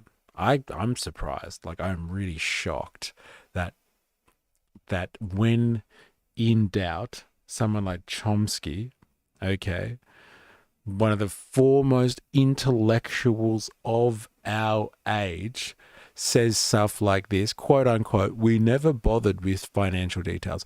What human being today, like us, that lives in the general rat race of capitalistic society, gets to be like, "Oh, we never bothered with financial details"? Like, could you imagine if you didn't pay your taxes Or you didn't pay your fucking bills? You didn't pay off your credit card? Or your loan shark? Oh, we never bothered with financial data. What world do you live in where you don't worry about financial details? They get so bad that you reach out to Epstein. I asked Epstein for advice. Financier of New York, who only deals with billionaires, quote unquote. Just thought I'd ask him for some financial advice. See what he says. See how he can help me out. And all of these personal matters are no one's concern, so fuck off. Stop scratching around this one. I can't believe Chomsky is associated somewhat in any way with fucking Epstein. I am floored by that revelation. It's still thinking, unpacking the query. Interesting. It's still thinking about it. Damn. I wonder if I should regenerate it. See if it can come up with something better. All right, we might come back to that. But like I said, and tell me any different, chat. If you've heard anything different to this, I'm pretty sure that it was common knowledge that he was implicated and he's been listed on the flight logs. The real contention about the flight logs is whether or not the flight logs themselves have any weight to them. Like, are they manufactured or anything like that? Like, can you trust the flight logs? But he was on the flight logs. Yes, this is a documented fact. The flight logs from Jeffrey Epstein's private jets, which were released as part of court proceedings, specifically the lawsuit by Virginia Giuffre against Ghislaine Maxwell, list Trump, Donald, or similar variations multiple times. There you go. That's fucking and he's just like, never went on a plane. In my better moments, I denied it. I absolutely denied it. Never went on the plane. Bill Clinton, he's on the plane. Larry Summers, nice guy. Nice guy. I know him. President of Harvard, he's been on the plane. But not your boy. Not your boy Trump. Yes, this was confirmed by court documents. Epstein flew on Trump flew on Epstein's private jets. Yes, very, very likely true. While the log isn't 100% proof of presence, it's strong evidence he was a passenger on several domestic flights. Okay, so maybe he never went to Epstein Island. No evidence that he flew to Epstein's private island. Flight logs do not show any trips by Trump to the U.S. Virgin Islands. Dun, dun, dun. But still, domestic flights, eh? So this is how you curb the truth. This is good political talk here. No, I never went to Epstein Island, but I did go on his private jet. And that private jet, one of them, I'm pretty sure it's the Lolita Express, is a Boeing. I can't remember what the number is. It's a Boeing plane that can hold, if it was a commercial plane, can hold 150 passengers, but it was decked out for other purposes. Apparently there's a room in there, a large bedroom in the Lolita Express that is fit out for fucking orgies. Now, if you're on a plane and you're going to Epstein Island, or you're on a plane from Manhattan, the Lolita Express going down to New Mexico or Palm Beach in Florida, you don't think you can wait a couple of hours? You have to start the party early? You have to start your orgy run early, so you need an orgy den on the plane as well? I'm telling you, people, the earth revolves around this. Like, these people are not like us. This case shows incredibly as a 727. So let me ask, you are across this shit. God damn, you can be the official fact checker of all of this stuff. But like, these people are not normal. Like, this shows incredibly, exposes the lifestyles of the rich and famous. This is not a pop song. This is reality. These people live a completely different world. They cannot wait 2 hours. They need to have an orgy on the plane on the way over there. And then they'll have the real one when they touch down. Like, it's just unbelievable for us plebs, all this stuff. Absolutely unbelievable. I don't know where to go with this stuff anymore. Like, come on. Now, Ghislaine Maxwell, do we need to cover any more territory with her? I think we've done pretty well. We're pretty across where she stands. Let's see what happens with the whole testifying thing. She's ready to testify. She's supposedly being trained by Trump's lawyers. She knows what to say to get a pardon, and Trump, he's ready to do it. I can do it. I can do a pardon. I can definitely do a pardon. But no one's approached me yet. No one's approached me yet. I don't know, man. Now, we're going to go to... Has anyone come across Charlie Rose? Charlie Rose is, I don't know, an interviewer, I guess you would say. He has some high-profile people on his shows. And then, like, he's been around forever. Michael Wolff is a New York writer whose books have been... Charlie Rose, this is the guy. He's aged incredibly. But, like, you know, he was, like, very popular, I guess, in the 80s and the 90s. He was always interviewing, like, you know, hotshot people, flavor of the month style figures, celebrities, intellectuals, politicians, whoever. The who's who of the most, of the scene. But, like, in more of a kind of respectful, like I said, intellectual fashion.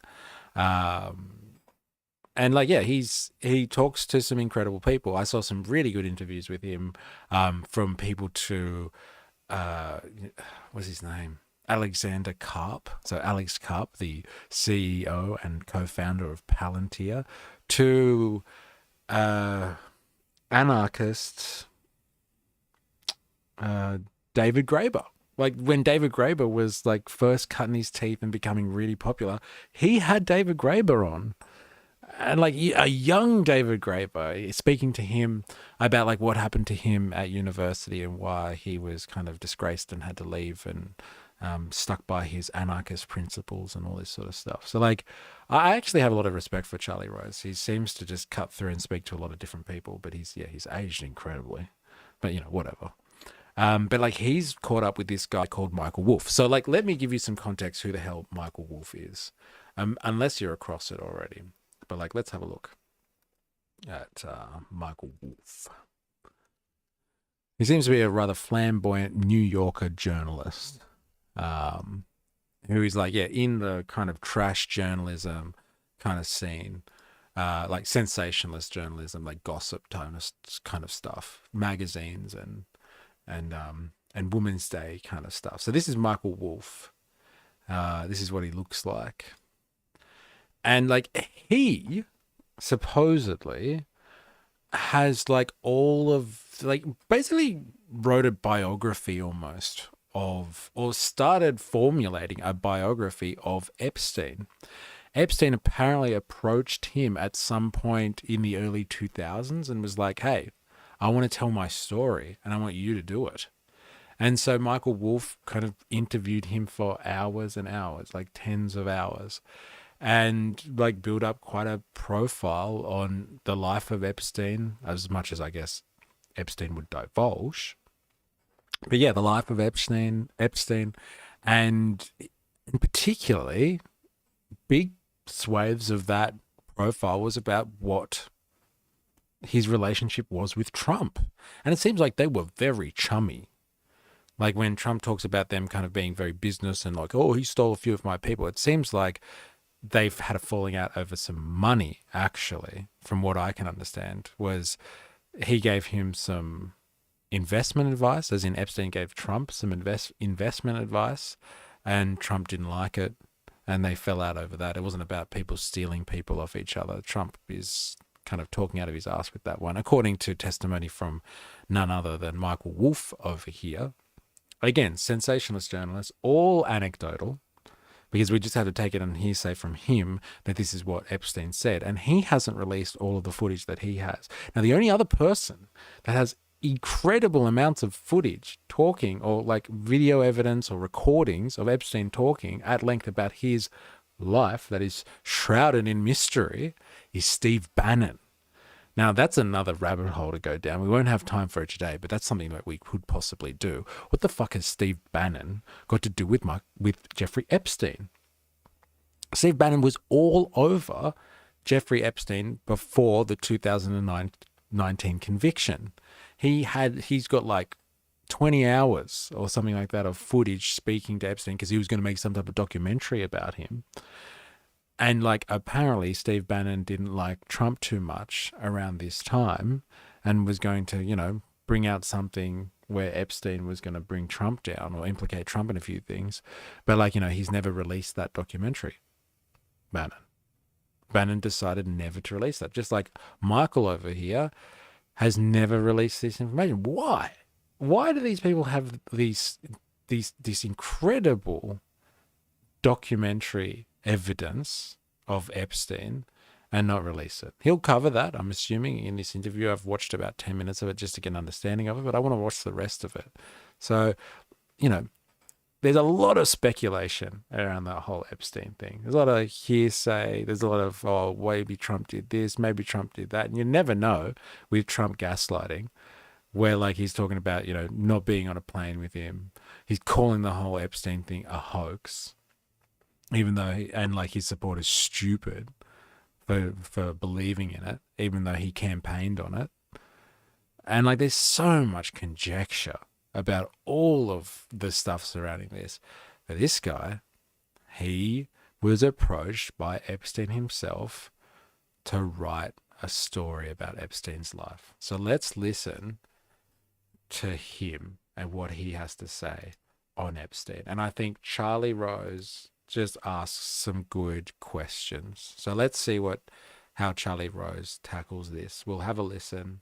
We'll stop here and there. We'll have a bit of debate on what's going on. But I think, Michael Wolff, if Ghislaine Maxwell ends up, as we've suggested in the stream already, somehow in a timely way dying of natural causes, or, as some have suggested, she accidentally falls out of a window in a windowless room, if you know what I am saying, or somehow she manages to get a pardon out of Donald Trump and we'll never hear from her again, Michael Wolff is potentially, and Steve Bannon, but we'll get to that, Michael Wolff is potentially the next best thing to getting some type of understanding on what Epstein was really like and who was connected to him, because he was explaining it to Michael Wolff. So let's have a listen to what they say. And just before we do that, I need to take a quick break. So strap yourselves in. Don't go anywhere. We will be back in 2 minutes with this very interesting, I'm hoping, interview. Stay right there. We'll be right back.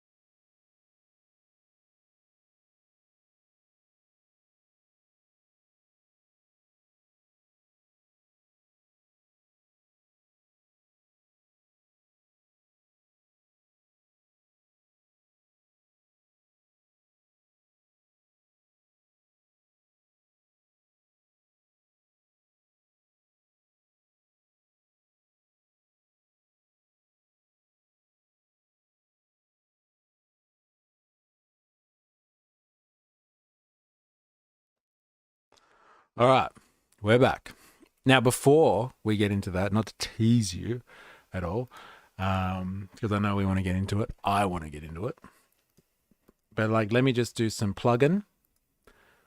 Plug. If you are new here, you've been listening to this, you're wondering what the hell's going on, please go over to our Discord. And here's the invitation in the chat. This is where we share propaganda like this, other stuff, and we get an understanding of what each other are listening to and are across in the grand conversation, the grand zeitgeist out there that is the human race in the age of social media. And we share our propaganda. So please go over there if you're on Discord and check it out. Like I said, I want to know what propaganda you're across.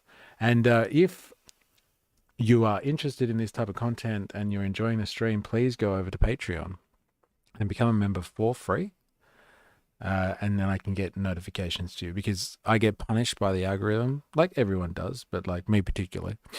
Poor me. I get punished by the algorithm, and you don't get notifications very well through social media. So go to Patreon, become a member for free, so I can actually get notifications to you all the time. And if you're able, please financially support. It helps me continue to do streams like this. There are a few people that have the ability to provide some assistance, and I would like to thank those people personally right now. You know who you are. I really do appreciate it. Like I said, it really actually helps me make this content. So thank you. So yeah, go over to Discord, become part of the conversation, show us your propaganda, share it with people that actually give a shit. And join up on Patreon, become a free member so you don't miss any notifications at all. So let's have a listen to Charlie Rose and Michael Wolff on Epstein, Trump, and Trump's first 6 months. About media and power, Rupert Murdoch and Fox News, and Donald Trump and the presidency. His most recent is All or Nothing: How Trump Recaptured America. Michael Wolff and James Truman, former Condé Nast editor, co-hosted a podcast called Fire and Fury. At Jeffrey Epstein's request, Michael Wolff also recorded many conversations between them for a possible book. Only a small portion of those tapes have been published. Our conversation comes at a moment of controversy involving the relationship between Jeffrey Epstein and President Trump and his administration. My conversation also comes as the Trump administration marks the first 6 months of its second term. We will talk of many things, including the tapes and an assessment of the Trump administration's international and domestic record at 6 months into the term.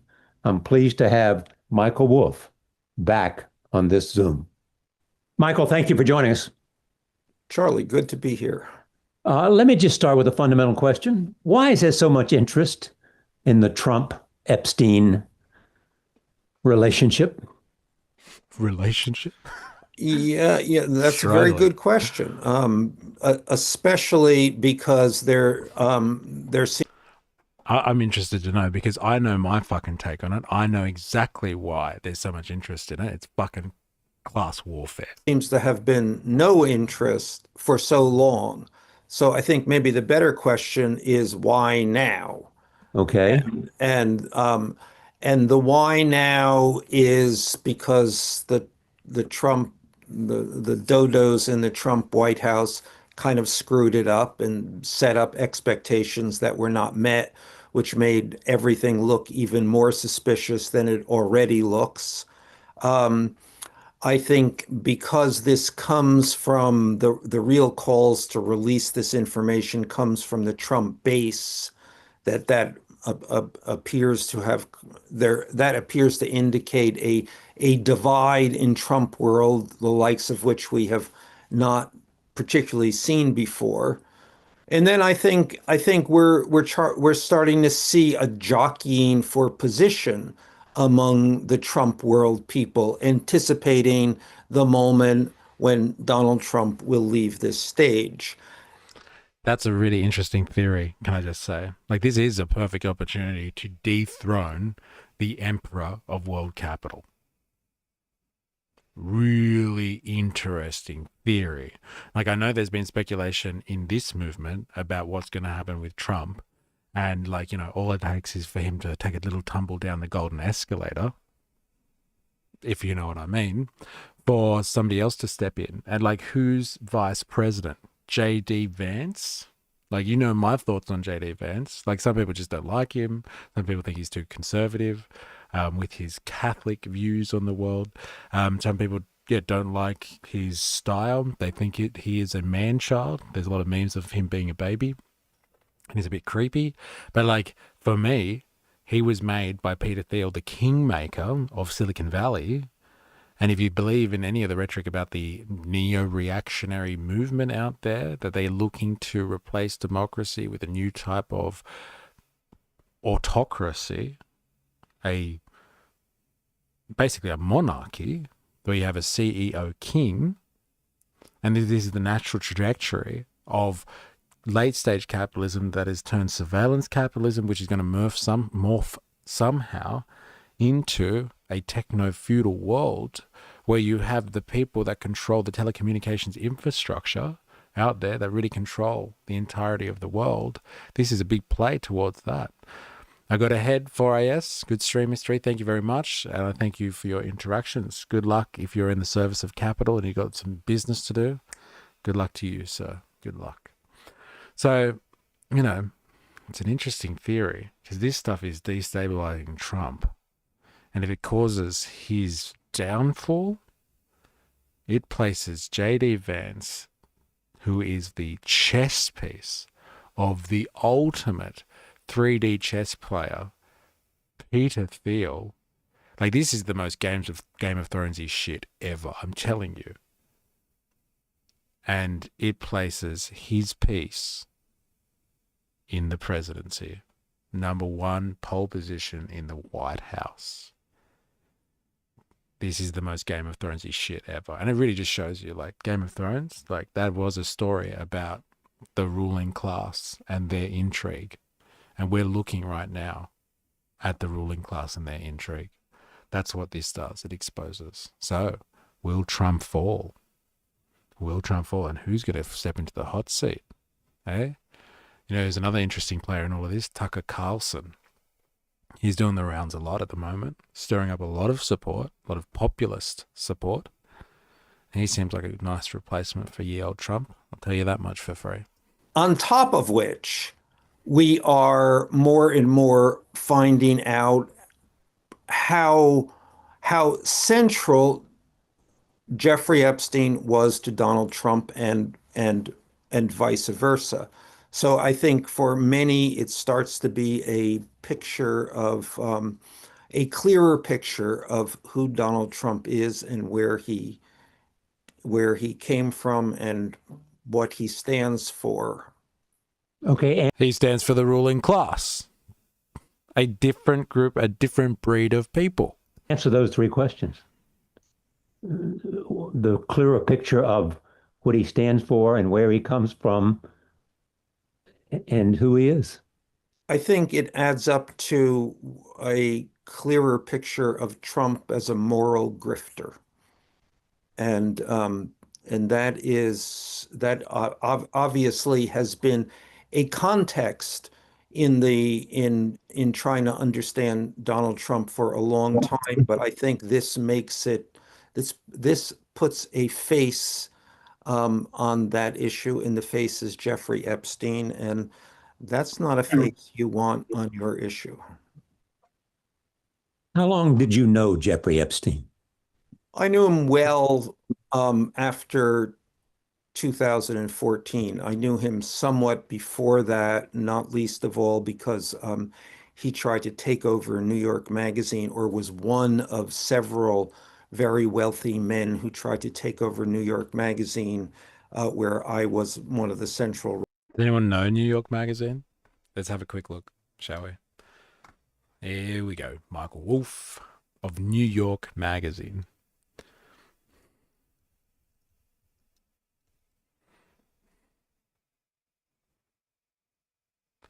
New York Magazine.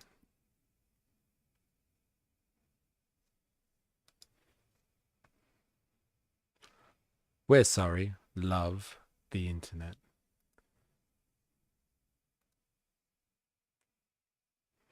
So Epstein tried to buy out New York Magazine. Like, doesn't that say enough for like these types of people? Oh, whoa. Hey, target number one for Trump and his crew. There we go. New York Magazine. Inside job. How conspiracy spewing literal Kennedy posing as a populist outsider jolted the Democratic Party. Inside job. All right, so that's the New York Magazine. Back to the interview. Writers in 2004. But it was really after 2014 that I got to know him. And how did you come to record conversations with him? He said to me, he said, would you consider writing about me? I said, probably not.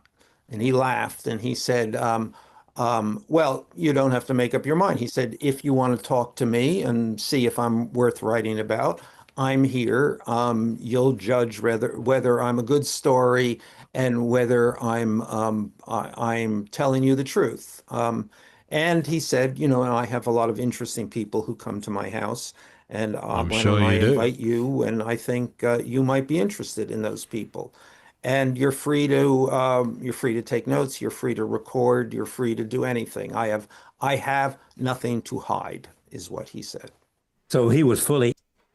Wow. That's an audacious claim, isn't it? Like, can you imagine being approached by Epstein if you knew anything about what he was really about? Like, you know, lifestyles of the rich and famous, in a very dark and nefarious way, let's be honest. But like him saying something as audacious as that to you, hey, I've got nothing to hide. I'm an open book. Like, what a treasure trove. Into this recording of whatever he said about whoever. Yes, he thought that this was, you know, he wanted his story to be told, and thought I could tell it. What did he think his story was? This was about, he saw a path to his rehabilitation. He had gone to jail for quite terrible things, but was out of jail, he believed he had done his time. Can we just remember the context of that? When he went to jail, okay, he was in Florida and he was let out for 12 hours a day for work release. And his work was preying on young people for the rich and powerful, which he continued to do on work release. And he served a whopping 13 months for his crimes. A convicted solicitor of sex, a prostitution ring, and soliciting sex for minors. And he served 13 months.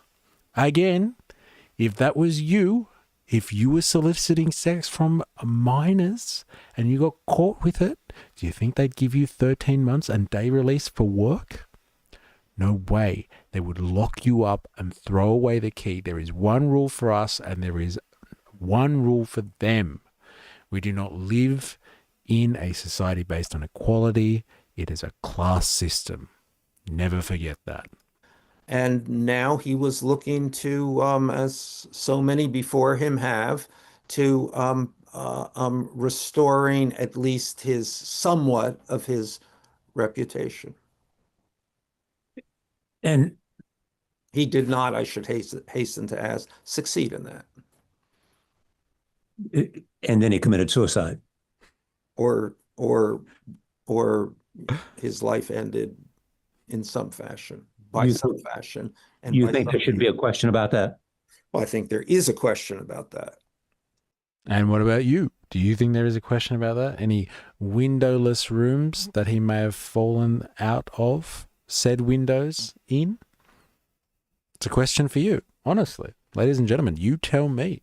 Because like it does seem very suspect. Remember, we're talking about him being in a prison in New York, apparently one of the most highly surveilled prisons in America. And the footage they release is tampered with from outside the cell. There's no footage from inside the cell from the time in which he passes from this world.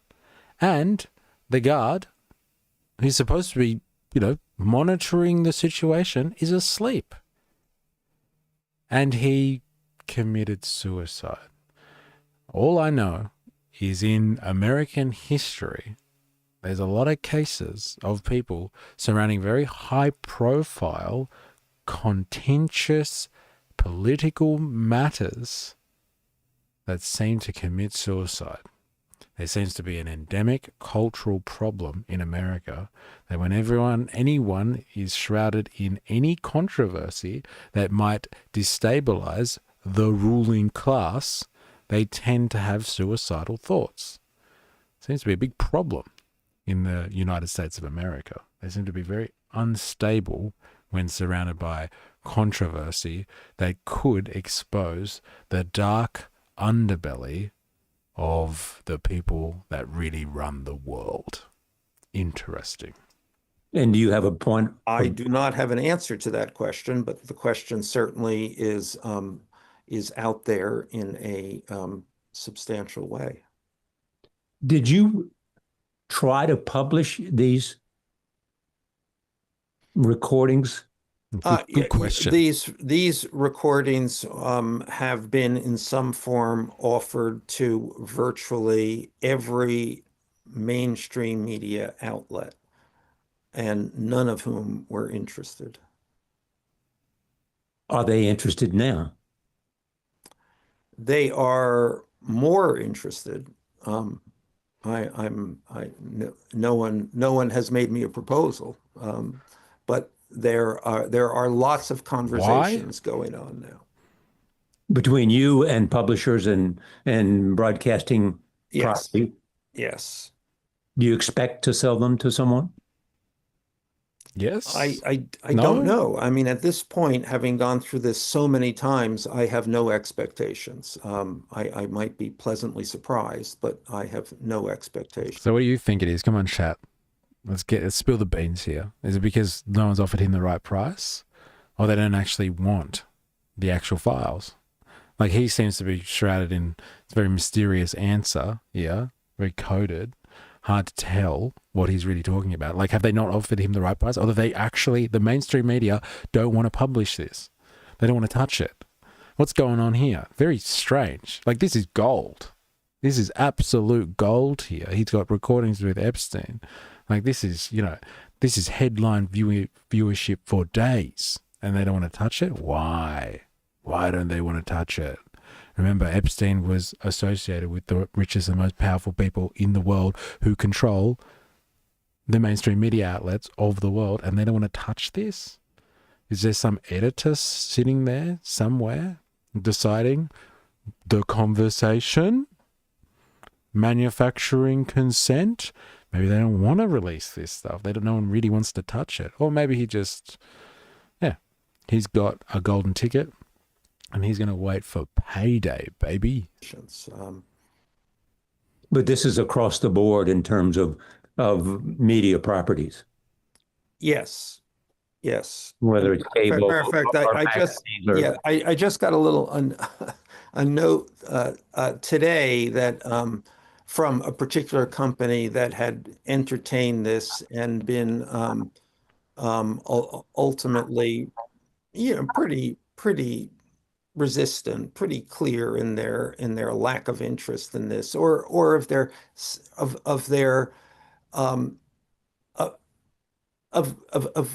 wanting to avoid the controversy that would be attendant to these tapes.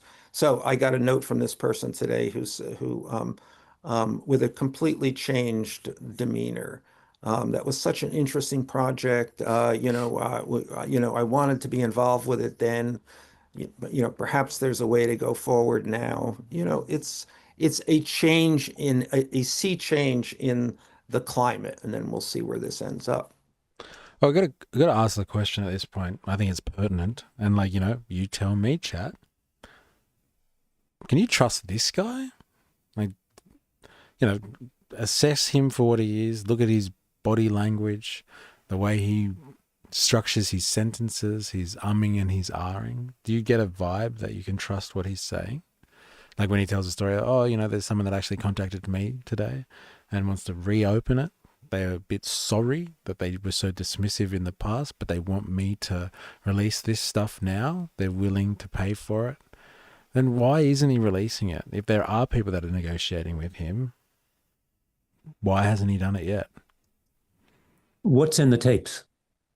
Everything is in the tapes. I mean, these are about 100 hours of conversations with Jeffrey Epstein. So it's a kind of a life in the tapes.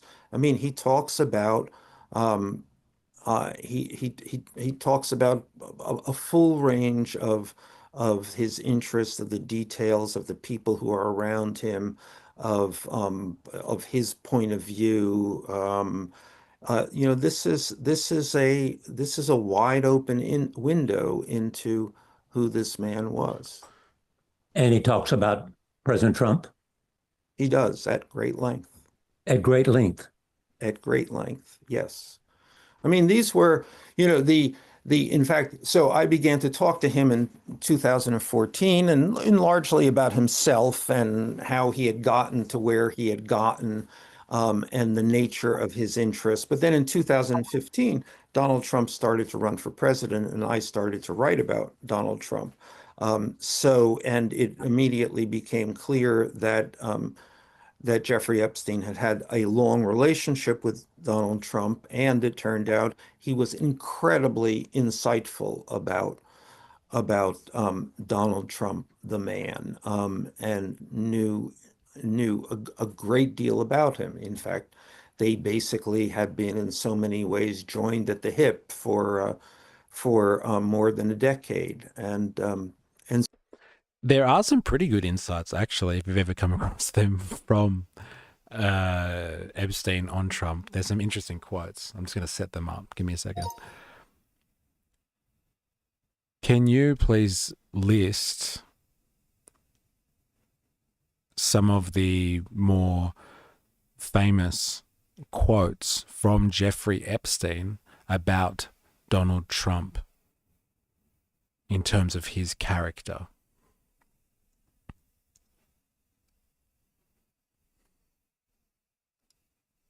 So that became a kind of constant theme of our discussions. He was an interpreter of Donald Trump for me. I mean, and so what does he say about Donald Trump? Well, there was a kind of chilling moment when he said to me, the problem with Donald Trump, and this is coming from Jeffrey Epstein, which I was fully aware of the source, and he said, the problem with Donald Trump is that he has no scruples. And I thought, if Jeffrey Epstein could find someone without scruples, that man must certainly have no scruples. It's an interesting one, isn't it? Like, if you are unscrupulous, I'm sorry to break it to you, ladies and gentlemen, if anyone's ever said that to you, that means you have absolutely no principles, no ethical standards. You will do whatever it takes and do whatever is necessary to get what you want, because what you want is all that matters. Unscrupulous, completely unprincipled, and zero standards, really, which is interesting if you think about, President of the United States. Trump was quoted saying, famous quote is actually from Trump about Epstein. No, that's not what we want. From author Michael Wolff's book, Siege, Trump Under Fire, Wolff reported that Epstein had held a low opinion of Trump. There are no famous. Come on, you can speculate on that. That's not true. There are direct quotes of Jeffrey Epstein about Donald Trump. I'm looking for you to source from the internet anywhere that a media outlet has documented Epstein's thoughts on Trump. Epstein's thoughts on Trump.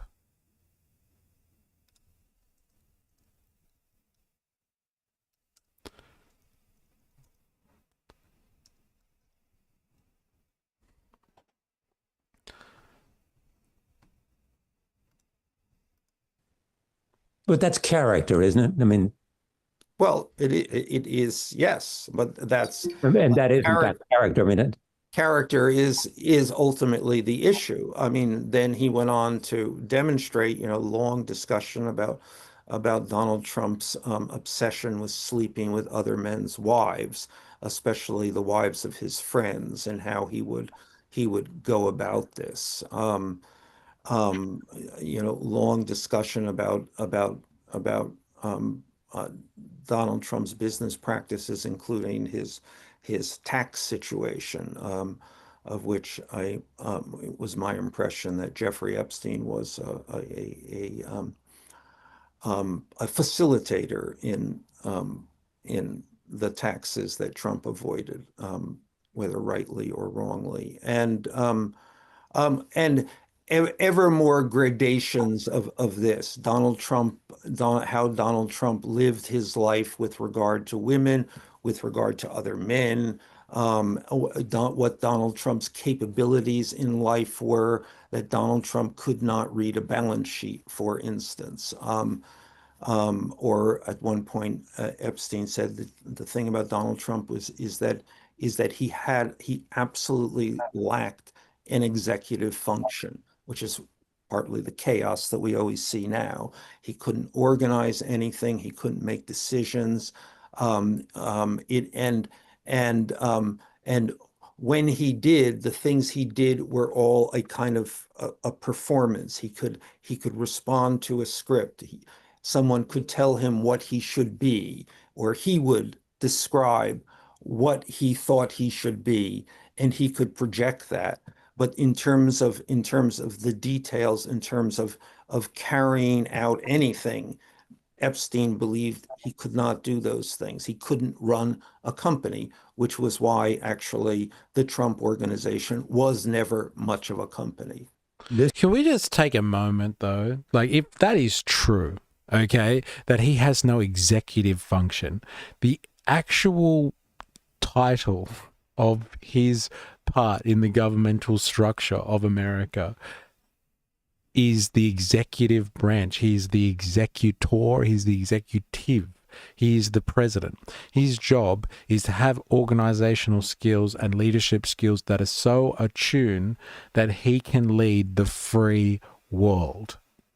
Now, if this is true, that Jeffrey Epstein, who has somehow become the financier of the most rich and powerful people in the world, and he's saying that Trump has absolutely no executive function or bone in his body, that is an outrageously scary claim to make about somebody's personality or character.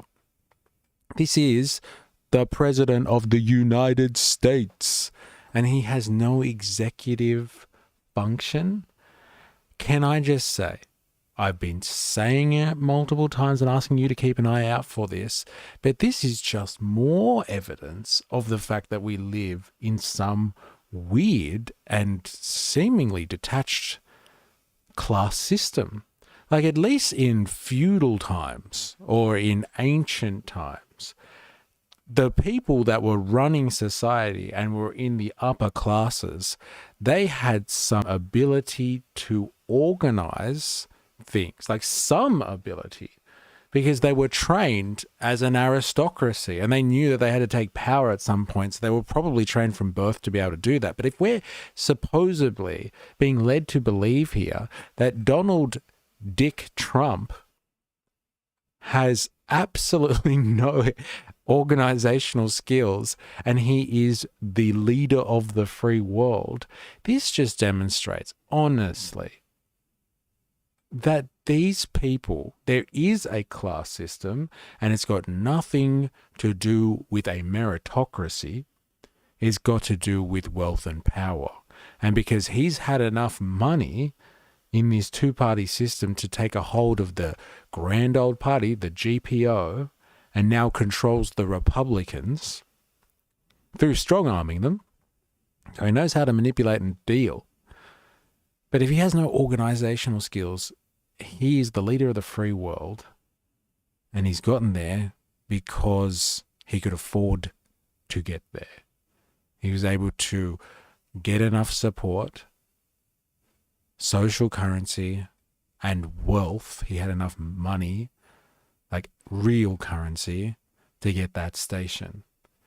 This is more evidence of the grand thesis that this whole situation and their relationship with one another, because Epstein seems to know him very well, very intimately, their relationship, this whole scandal just shows that they live in another world, and you will never be like these people. And I'm not saying that's a problem in the sense that I don't want to be like these people. But like, if it's this screamingly obvious that we live in a class system, and we have been told our whole lives, part of our indoctrination into this system is the fact that we believe that we live in a free and equal society. Once that wall comes crashing down, that like it's actually not a fair, free, and equal society, there's no such thing as equality, then like it's time to get rid of the system. Vive la révolution, my fellow revolutionaries. This is Jeffrey Epstein's opinion. Should we believe him? Good question. Well, I think we know what Donald Trump has become. And so I think that Jeffrey Epstein's opinion certainly backs up and explains much of what we see on a daily basis. There was also a point at which, and this was interesting and certainly helpful to me, when Steve Bannon joined this conversation, that Steve, in the fall of 2017, Bannon and Trump were introduced, and then they almost immediately became close friends, bonding over the fact that they both detested Donald Trump.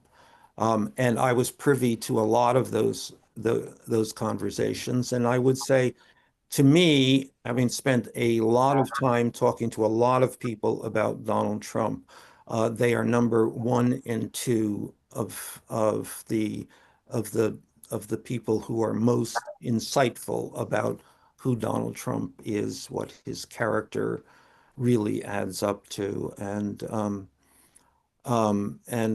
why he is what he appears to be. Has Steve acknowledged that he said these things? Well, I have him on tape, so he doesn't really have to acknowledge this. But he hasn't confirmed them. I mean, he actually has confirmed them. You know, because he continues to serve Donald Trump. Yes, he does. He does. But there's I mean, I have Steve in several iterations, not necessarily related to. I mean, obviously, in my first book, Steve was a key source of which he vilified Donald Trump every which way, and he was thrown out of the White House for that, or thrown out of the Trump circle for what he said to me. But in terms of what he said to Jeffrey Epstein, part of what he said is that Steve Bannon, in the final months of Jeffrey Epstein's life, when he was kind of frantically trying to figure out how he might save himself as the legal situation closed in on him, he decided, or he was advised by various people that he should go on a national television show and essentially perform a mea culpa. And Steve Bannon then offered to train him, give him media training to help him go on 60 Minutes or some equivalent. And Steve and Steve did this, and I mean I've reported extensively on that and written about it. Steve has responded by not denying this, but saying actually he was preparing a documentary about.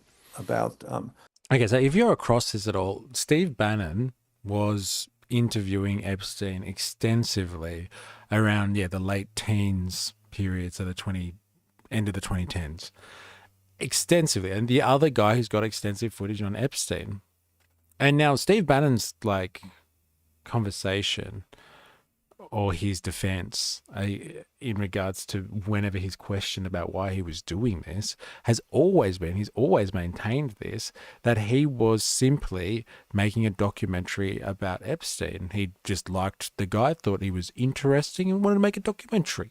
Like the claim here from Michael Wolff over here, the other person to have seriously filmed Epstein, was he wasn't making a documentary on him exactly.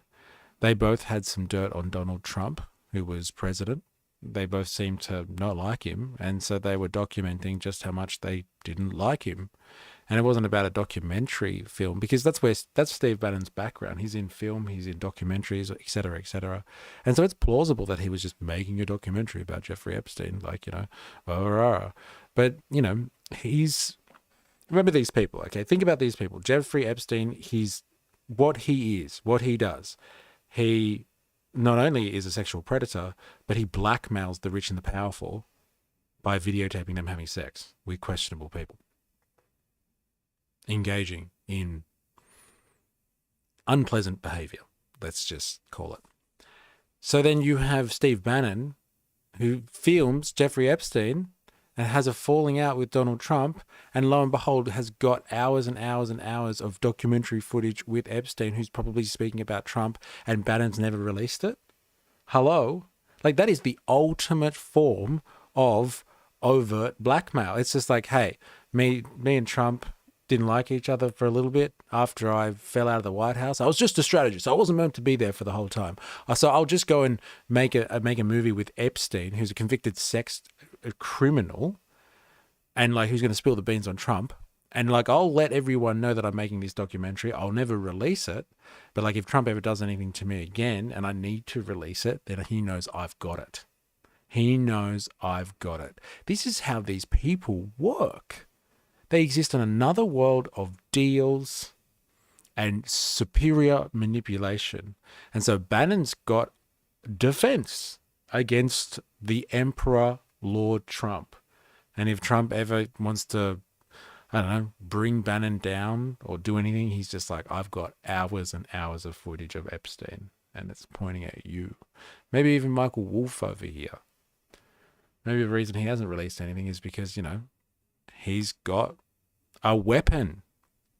And whether or not he's using that in defense, or if he's using that as a tool of entrapment, who cares? This is how these people roll. That's what Epstein was doing constantly.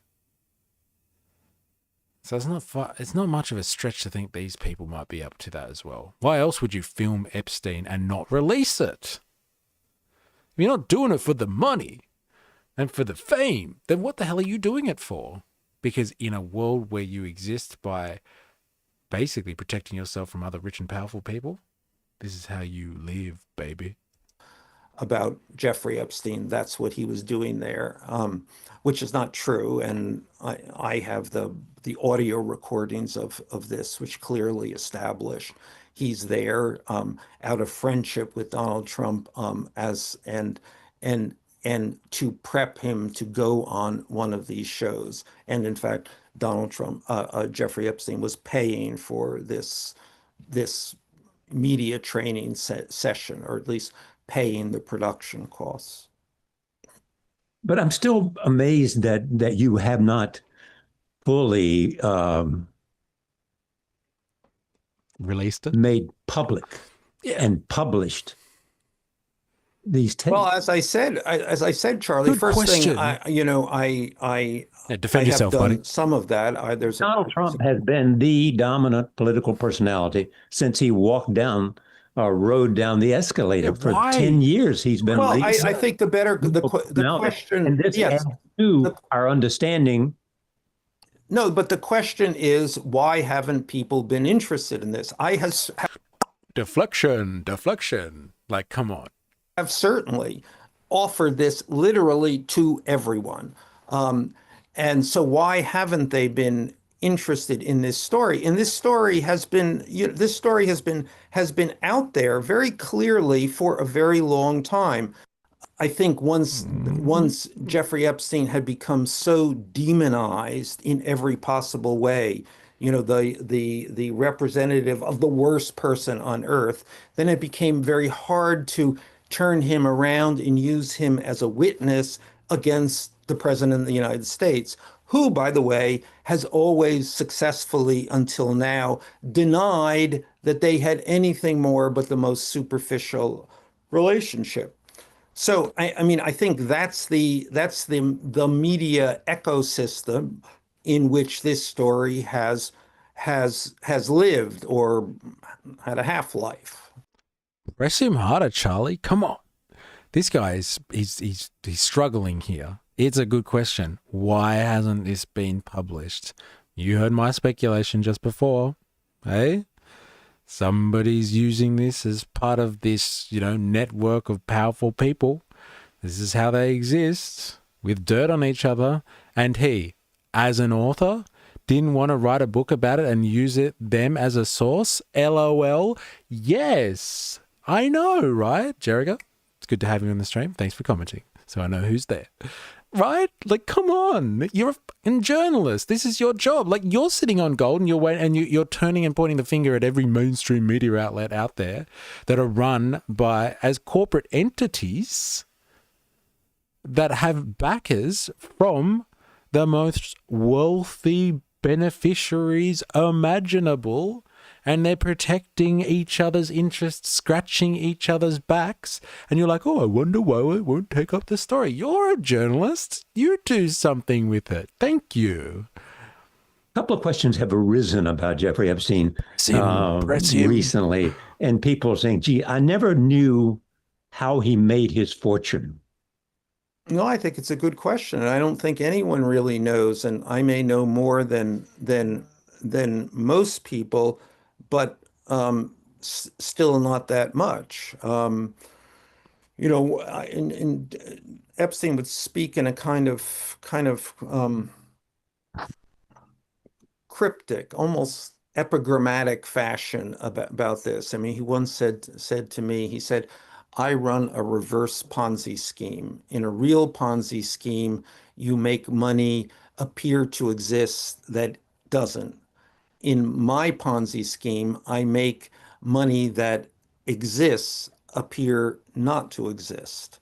And the example was, if a wealthy man gets a divorce and you can hide $100 million, he saves $50 million. I don't know. I mean, that was what. Isn't that mental? Like, again, this is how their world works. It is not like ours. Imagine if you divorced your partner and there was a dude that you could go to and you'd be like, hide half my value, hide half my assets, hide half my shit, because they wouldn't take half my shit. So let's not give him access to everything. And like, his job is to do that for the rich and the powerful. Like, these people live in another world and it's all above the law. He said, I know that he had in addition to that, I know that he had relationships with many dubious regimes around the world. And he once said to me, what? That the virtue of disgrace is that people with regard to money knew that they could trust you, because your disgrace meant that you would not have any any relationships with governments or major financial institutions or anything else that might mean you had an intrinsic bias, that your advice then would be pure. Again, epigrammatic, is it true? Is it meaningful? I don't know. What do you think may come out of the fact that the Deputy Attorney General went down to Florida and interviewed Ghislaine Maxwell? Well, I know this is pressing. We were just talking about, let's find out what Michael Wolff thinks about this situation. We speculated on this for like an hour and a half. Hey, I wonder what it is. Taking all bets, ladies and gentlemen, taking all bets. Somewhat of the background here, that in the White House, they believe that the story in the Wall Street Journal about the birthday greeting that Donald Trump, the salacious birthday greeting that Donald Trump sent Jeffrey Epstein in 2003 on the occasion of his 50th birthday, was a leak from the Maxwell family. And in the White House, they regarded this as, quote, a shot across the bow. So a threat, you know, if that Ghislaine had damaging material on Donald Trump. So Donald Trump's lawyer, who, as it happens, is also the number 2 in the United States Justice Department, but principally is Donald Trump's own lawyer, went down, and I expect to try to figure out exactly what Ghislaine Maxwell has, and then they would figure out how they might have to handle that. What do you think it might be? I think in order for her to have leverage, I don't know what she has. Actually, Ghislaine was sort of out of the Jeffrey Epstein picture by 2004, 2005, when his first legal problems began. But I think it's very possible that she has a substantial amount of information on the nature of the relationship between Epstein and Trump. Quite possible. Just a little bit of speculation there. Yeah, I think it's pretty fucking possible too. And like, what does he think? That like Trump sending the boys, this is what we were speculating on before, Trump sending the boys, his legal team, which is supposed to represent the public interest as being part of the Department of Justice, he's sending them down to see what Ghislaine Maxwell really has. She threatened him through the Wall Street Journal. She sent them the letter, the birthday letter that Trump sent. And like, you know, I've heard people speculate on what the Wall Street Journal was doing. And if it's a Rupert Murdoch organization, he's well acquainted with defamation and these types of lawsuits. And they wouldn't have sent something of that nature because they know Trump's reaction. It's always to sue. They wouldn't have sent something of that nature unless they thought it was legitimate. And so like, if they think it's legitimate, and he thinks that this has been released by Ghislaine Maxwell, who would have legitimate information and, you know, dirt on this situation, why not? Eh? It's adding up on that regard. The Wall Street Journal not being too loose and just publishing anything, covering themselves, crossing their T's, dotting their I's, and they're getting that from a credible source like Ghislaine Maxwell, who was in there at this time, this exact time. Far out. It's all coming together. Talk a little bit or a lot about the Trump administration. We just saw the first 6 months of it on July 20th, mark the first 6 months. How do you think he's done? I think it's the most consequential 6 months in the history of the United States presidency. For better or for worse? Well, for worse. I mean, you know, I think every institution, every process, every check and balance that we have come to depend upon and to assume were inviolable have been undermined. This is a guy that's written books about Donald Trump. seems to be rather the political commentator, seems to understand the workings of the rich and the famous. What has been one of the major theses on this channel for months now is this idea of the Dark Enlightenment and the dismantling of the deep state, which is the destruction of the technocratic class that controls the levers of power in a supposedly democratic society. So cutting out the bureaucrats and ceding power back upwards towards the president, who should be not treating everything, treating the institutions, treating society like a democracy, but treating it as a company. And so installing more power in the presidency so they can take over as an autocrat and become a CEO king. If his view is that this might be the most crucial presidency in the history of America because Trump's gotten in there and basically is destroying what he thought was inviolable democratic institutions, so untouchable democratic institutions, and he's roughed them all up and is destroying their ability to function, this suits the Dark Enlightenment and neo-reactionary agenda just fine. And this plays into the hands of people like techno-feudalists, like Peter Thiel, and those 3D chess-playing psychos.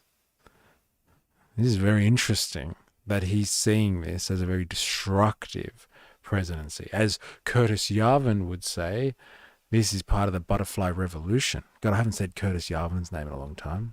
That felt interesting. Very crazy stuff from Michael Wolff. You mean law firms, you mean the courts, you mean... Yes, I mean every branch of government, aspect of government, agency in the United States government, any assumption of how the United States could be expected to do things, has always been expected to do things, all undermined. The Trump administration will point out, at every turn, that the stock market is doing quite well. Well, I mean, there would be two points there. And so, I mean, the stock market does not run the United States government, nor should it run the United States. So they would suggest it's somehow an indication of people feeling positive about doing business I mean, with America. but we don't have to take that suggestion seriously. And number two, should we? I would just say for now.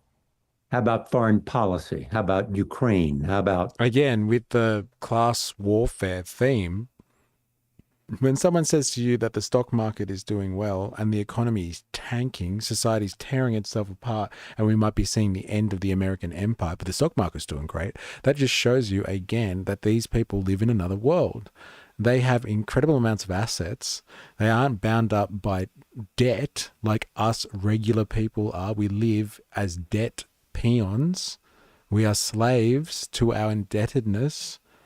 We live in a thraldom, if you've ever heard that saying before. And these people, they have incredible money. And when they get more money through tax cuts that come to them from the big, beautiful bill, they buy back more and more shares of their own assets. And so the stock market's doing fine. That's actually a testament to the inequality inbuilt into the system through a distinct class system. So when they say that the stock market is doing well, that means the upper classes are doing fucking swimmingly. Thank you very much. Yeah, I mean the foreign what we know about foreign policy and what the world knows about foreign policy, the United States foreign policy at this point in time, is you can't count on it. So the pillar of American foreign policy that you could count on it has been undermined, has actually likely been destroyed. You're saying, I guess, that countries around the world no longer believe they can depend on the United States. Well, for good reason. They cannot depend upon the United States. They cannot depend upon it on a day-to-day basis. That's a pretty good point. Yet at the same time, they're willing to, and perhaps it follows suit. They're willing to spend record numbers of their GDP on NATO defense. That's because they can no longer depend on the United States and anymore. The Europe will have to defend itself. You know, if you're Europe, if you're I mean, Europe as virtually as a concept has depended upon the United States to be its partner in protecting itself, particularly from first the Soviet Union and now Russia, and they could no longer count on the United States for that. So it better well do it itself. Just to clarify what he's saying there, Europe as a concept, yes, after World War II was completely shot. And Europe as we know it now, because Europe was never unified, it was always at war, colonial interests fighting and pinning themselves against each other constantly, leading the whole world into 2 world wars. And so the concept of Europe as this unified entity is a completely US construct, is a complete US construct. Europe was established in the wake of World War II to take on the Soviet Union, not because the Soviet Union was an enemy, a threat to Europe as such, but it was the bastion of the communist movement. Good or bad, whether it really represented communism, that's not the point. It represented the communist movement, which was rife in Europe. Was rife. The communists, the socialists, were the anti-fascists that fought from the inside to displace the Nazis and the fascists. And so they did all the fighting, and they got all the kudos. The Allies, all the soldiers that were there, were like, these people are fantastic. The USSR was the main ally. They did all of the hard work. And so very abruptly, after World War II stopped, they had to reconstruct Europe, like physically, but also as a concept, as a bulwark against the spread of communist ideas. And it had already taken a hold in Western Europe,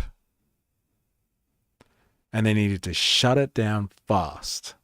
So they set up NATO to stop the spread, the physical spread of the USSR, and at home they tried to set up free market economies within a unified Europe. And they said, do whatever you have to do. This is the Americans. Do whatever you have to do. Reconstruct your society. Set up social democratic welfare systems. Set up social safety nets so you can compete with what's going on in the USSR, who is really looking after its population. Do whatever you have to do, and we'll cover the defense spending. You spend all your money on making sure your populations are happy so they don't turn to communism, and we'll defend you. And so that's the construct that was made by the Americans out of fear of communism. So he's right when he says that. And Trump, in his usual tactic, this is not my quote, but I like it, like an ape on ketamine, he is smashing up the world order. He's tearing it to pieces. And these people are like, but they've always helped us. And so, yeah, they're going to have to start ramping up their spending. And Russia is not the USSR anymore. It's not a place that looks after its citizens because it ostensibly thinks that it's communist, so it's got to look after the working class. It's just an imperial power now with no ideological backbone, and it's coming. And Europe's in a bit of disarray at the moment. You look at Donald Trump politically and his hold on the Republican Party, it has not diminished. No. As a matter of fact, in the opposite, in a negative way, it has only increased and hardened. And so, what happens when Trump is no longer on the scene? Does it revert to the Republican Party of the past, or has Donald Trump changed it? Donald Trump has changed it, clearly, has changed not only the Republican Party, but the Democratic Party. He has changed everything. But having said that, when Donald Trump leaves the stage and preferably departs this veil of tears, there will be no one. It will be a vacuum because there will be no one to take his place. He is a wholly anomalous and unique kind of creature. So we will all be standing there when he departs, saying, "What now?" Peter Baker wrote a piece I'm sure you saw in the New York Times. I don't know, man. I think they've got a plan, and I think there's a shadowy section of the bourgeoisie. You would know who I'm talking about here if you're across enough of the content. It is the tech bros, and I do believe that they have an actual plan, like a backup plan. They got JD Vance in there. They have a ticket on someone. I think like traditional conservatives and MAGA people have someone like Tucker Carlson in mind. He's a very popular figure. But the dark enlightenment folks, they've got someone there. There won't be a vacuum for long. That vacuum will suck up a few contenders. They'll battle it out, and it'll be a battle between the original corporatists, the original bourgeoisie and corporate money versus Silicon Valley money. And they're the new kids on the block. They got shiny toys and they got billions of dollars at their disposal. And they are way more coordinated than the traditional bourgeoisie. I must admit, I don't think that there's going to be much of a vacuum. And this is also supposing that the authoritarian style of Trump, as we know, is one that he has grandiose plans of extending his presidency. He's got his legal team on the case. They are investigating how to get him in for a third term. So unless he falls down the golden escalator or has some unfortunate event himself where he jumps out a window in a windowless room, and which is very likely when it comes to this Epstein stuff, because it can damage a lot of very powerful people, and you can't have that. So if Trump can't keep a lid on this one, there's no use for him anymore. But let's just say he hangs around and puts a lid on this. He's not going anywhere in his mind for a while as God Emperor Trump, and he's setting things up so he can do that. Remember, he has already declared that America is at war, in the sense that it's under invasion. It's under invasion by a group of foreign immigrants and undocumented workers in the order of 10 or 12 million people have invaded America, and so they're at war. They're under invasion, and under invasion means you have special powers as commander-in-chief, and he should be able to extend his presidency. This is not conjecture here. He is investigating this. He has said this. His people have said this. So if he disappears somehow due to unfortunate circumstances surrounding this Epstein scandal, then there won't be a vacuum for long, is all I'm saying. I think there will be a few people that are tipped by different sections of the bourgeoisie who have different interests to fill the void and fill it very quickly. And my money's on the tech bros. Not only are they more coordinated because there's fewer of them and they're newer, they might not understand the game exactly, but they have a coordinated interest. They seem to work together. They all sit on the same boards of the same companies, and they all rub shoulders together, and they all basically pat each other's back and look out for their own corporate interests within Silicon Valley much better than the very fractured formation of the bourgeoisie, which is a collection of financial capital interests and in traditional industrial capitalist interests, old money interests, and people from the military industrial complex. That's a bit of a rabble. It's a bit of a motley crew. But the Silicon Valley types, that type of corporate sector, they're way more coordinated. And if you got someone at the head of it, like a Peter Thiel, 3D chess player #1, strategic homeboy, Peter Thiel, the kingmaker. You know, I put my money on the Dark Enlightenment, ladies and gentlemen. Unfortunate reality. But like I said, that's where I see things going. Now I'm going to leave it there, but this has been a very, very interesting investigation, I must say. Ghislaine Maxwell, the jury is not out yet on that one. She's looking for a good deal. They've supposedly, Trump sent his own attorney over there to speak to her. Maybe she's being trained. Maybe the speculation from Michael Wolff, she's being trained to get a pardon. Maybe they're just scoping out to her to see what she does know. I think they already know exactly what she's got. Like, come on. She was his accomplice for decades. They already know what she's got. And like that was about striking a bargain. So she shuts up and disappears from public view. That's what this is about. And I foresee, unless there is some massive backlash, Trump will give her a pardon.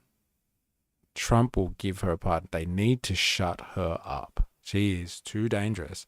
And it is too hot right now for her, like I said, to have an unfortunate and timely death. Way too hot right now. So they need to shut her up somehow. And she seems to be threatening already. She's threatening to testify if she gets what she wants, which is a very unrealistic list of demands, apparently. And she's already supposedly, again, according to Michael Wolff, given out the letter that really whipped this stuff into frenzy level number 2. Like, it was already pretty crazy, and then the Wall Street Journal one came out, and it's just like, oh my God, Trump and him had a relationship. Like, it wasn't obvious already because of all the testimony from real victims, but like, this is the one. The Wall Street Journal's published this. So Ghislaine Maxwell, you watch. I'm putting my money on pardon. It's coming, unless they figure out some way to silence her, some other way to silence her. And Michael Wolff, what a character. What's he about? What's he about? Pardon first, then accident. Yeah, it's not a bad call, actually, because you can work that, right? You could be like, I thought about giving her a pardon, but it wasn't my idea. You know, my people told me to pardon her. Oh, she's dead anyway, so who cares? I retract the pardon. I retract the pardon. Yeah, pardon first. Then once she's out of the system, see you later. Accident. Interesting. I like that theory. And then you got Michael Wolff. You got Michael Wolff over here. Very interesting character. In there with kind of magazine style journalism. So trashy stuff. Epstein reaches out to him, one of the most powerful mover and shakers in New York, reaches out to a writer of New York Magazine, do my story. He's got reams of evidence, hundreds of hours, he said, of interview with Epstein, but he won't release it. What's that about? What's that about? Report, Jeffrey Epstein referred young women to work for Charlie Rose. No way! Oh my God! Like, it just it's just inextricable how all this stuff is tied together. You cannot make this shit up, ladies and gentlemen. I just like the way that Charlie Rose asks questions. They're always questions that are on my lips. Like, yeah, why not? Why didn't you do that? And here we go.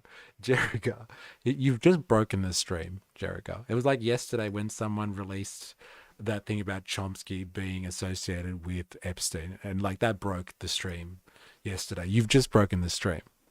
You've just destroyed it. Like, look at this. Report, Jeffrey Epstein referred young women to work, and this is from Democracy Now!, to work for Charlie Rose. So good. Like, media organization who's like hot on interviewing big name people takes down Charlie Rose. New details have emerged. So this is July 26, 19. Interesting. New details have emerged linking Jeffrey Epstein to another powerful man accused of convicted. Sorry, to other powerful men accused or convicted of sexual crimes.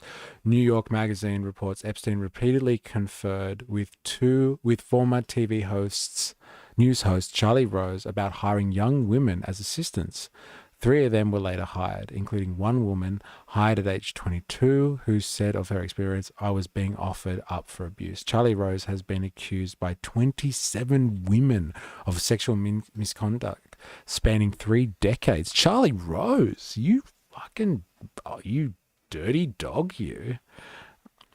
Another of the women referred by Epstein to Rose was described in his call log as the world's most perfect assistant. She used to work for Harvey Weinstein. He told Rose's office Rose would be lucky if he can get her. Weinstein has been accused of rape, sexual assault, and sexual harassment by over 100 women. Look at this. They're all related. This is mental, isn't it? Charlie Rose, you dirty bastard. 27 women over 3 decades. Far out. You grub. And he's being referred people by Epstein himself. Oh my God, this is mental. This is mental. So what's the question here? What is Charlie up to by interviewing Michael Wolff again on Donald Trump and Epstein? Like he doesn't know enough about Epstein already, eh? Why? I still like his questions though. Why haven't you released the tapes, Michael Wolff? Again, in this world of the rich and the powerful, where manipulation and blackmail is just currency. It's just how you roll in these circles. If you are above the law, what type of power do you have but the power to manipulate others and bend them to your will? This is currency, baby. So what is Michael Wolff doing sitting on this shit? That's the $1 trillion question. And I'll leave that with you. Thank you, everyone who has been involved in this one. This has been quite the episode in investigation, I must say. Jerica says, seems like some weird public ritual where they give you the nod to each other that they aren't going to squeal. Yeah, right? I know. Let's just interview each other. Let's have each other on different things. Let's send each other assistance. Like they're commodities. Like I'm saying, like I've said this multiple times, these people see life as expendable and us as just tools for their own sick pleasure and desires. Pawns, sorry, in their own sick desires and pleasures. It's crazy. Epstein just knows fucking everyone. A New York mover and a shaker. So yeah, I'm going to leave it there, but this has been an incredibly interesting investigation. So thank you everyone that's been involved today. It's been a grueling one. We've been in it for 3 hours now, going at it. So Voltateur, Thomas Dixon, Cheese Swiss, Dilemmas, 4IS in the house. Thank you very much. Stephen Zed coming in, Jerica and David getting in there too. It's good to have you both. It's nice to see people that can come along. I know people are busy. Let's see who was on the stream chat. I think it was just Avalava today on the stream chat. So Avalava, thank you. And yeah, Jericho dropping bombs at the end there. So thank you everybody. And we will be back tomorrow, Twitch. So if you're interested in all this sort of stuff and like you like the hardcore conversations, on Twitch we do the Twitch files where we get real serious. We get down and do some crazy investigation and we're looking into some interesting stuff. Right now we're reading slowly. We're reading through through Project 2025, which is the conservative manifesto for the president of the US, Donald J. Trump, and we're just like going through methodically, meticulously, and seeing what the conservatives are up to and what their plans are for everything, So yeah, join us on Twitch tomorrow if you're interested, and then we're going to finish off with a YouTube live stream on Friday. So yeah, thank you everybody for your interactions, and I will see you tomorrow. Until then, please remember, I am, you are, we are a mystery. Catch you around.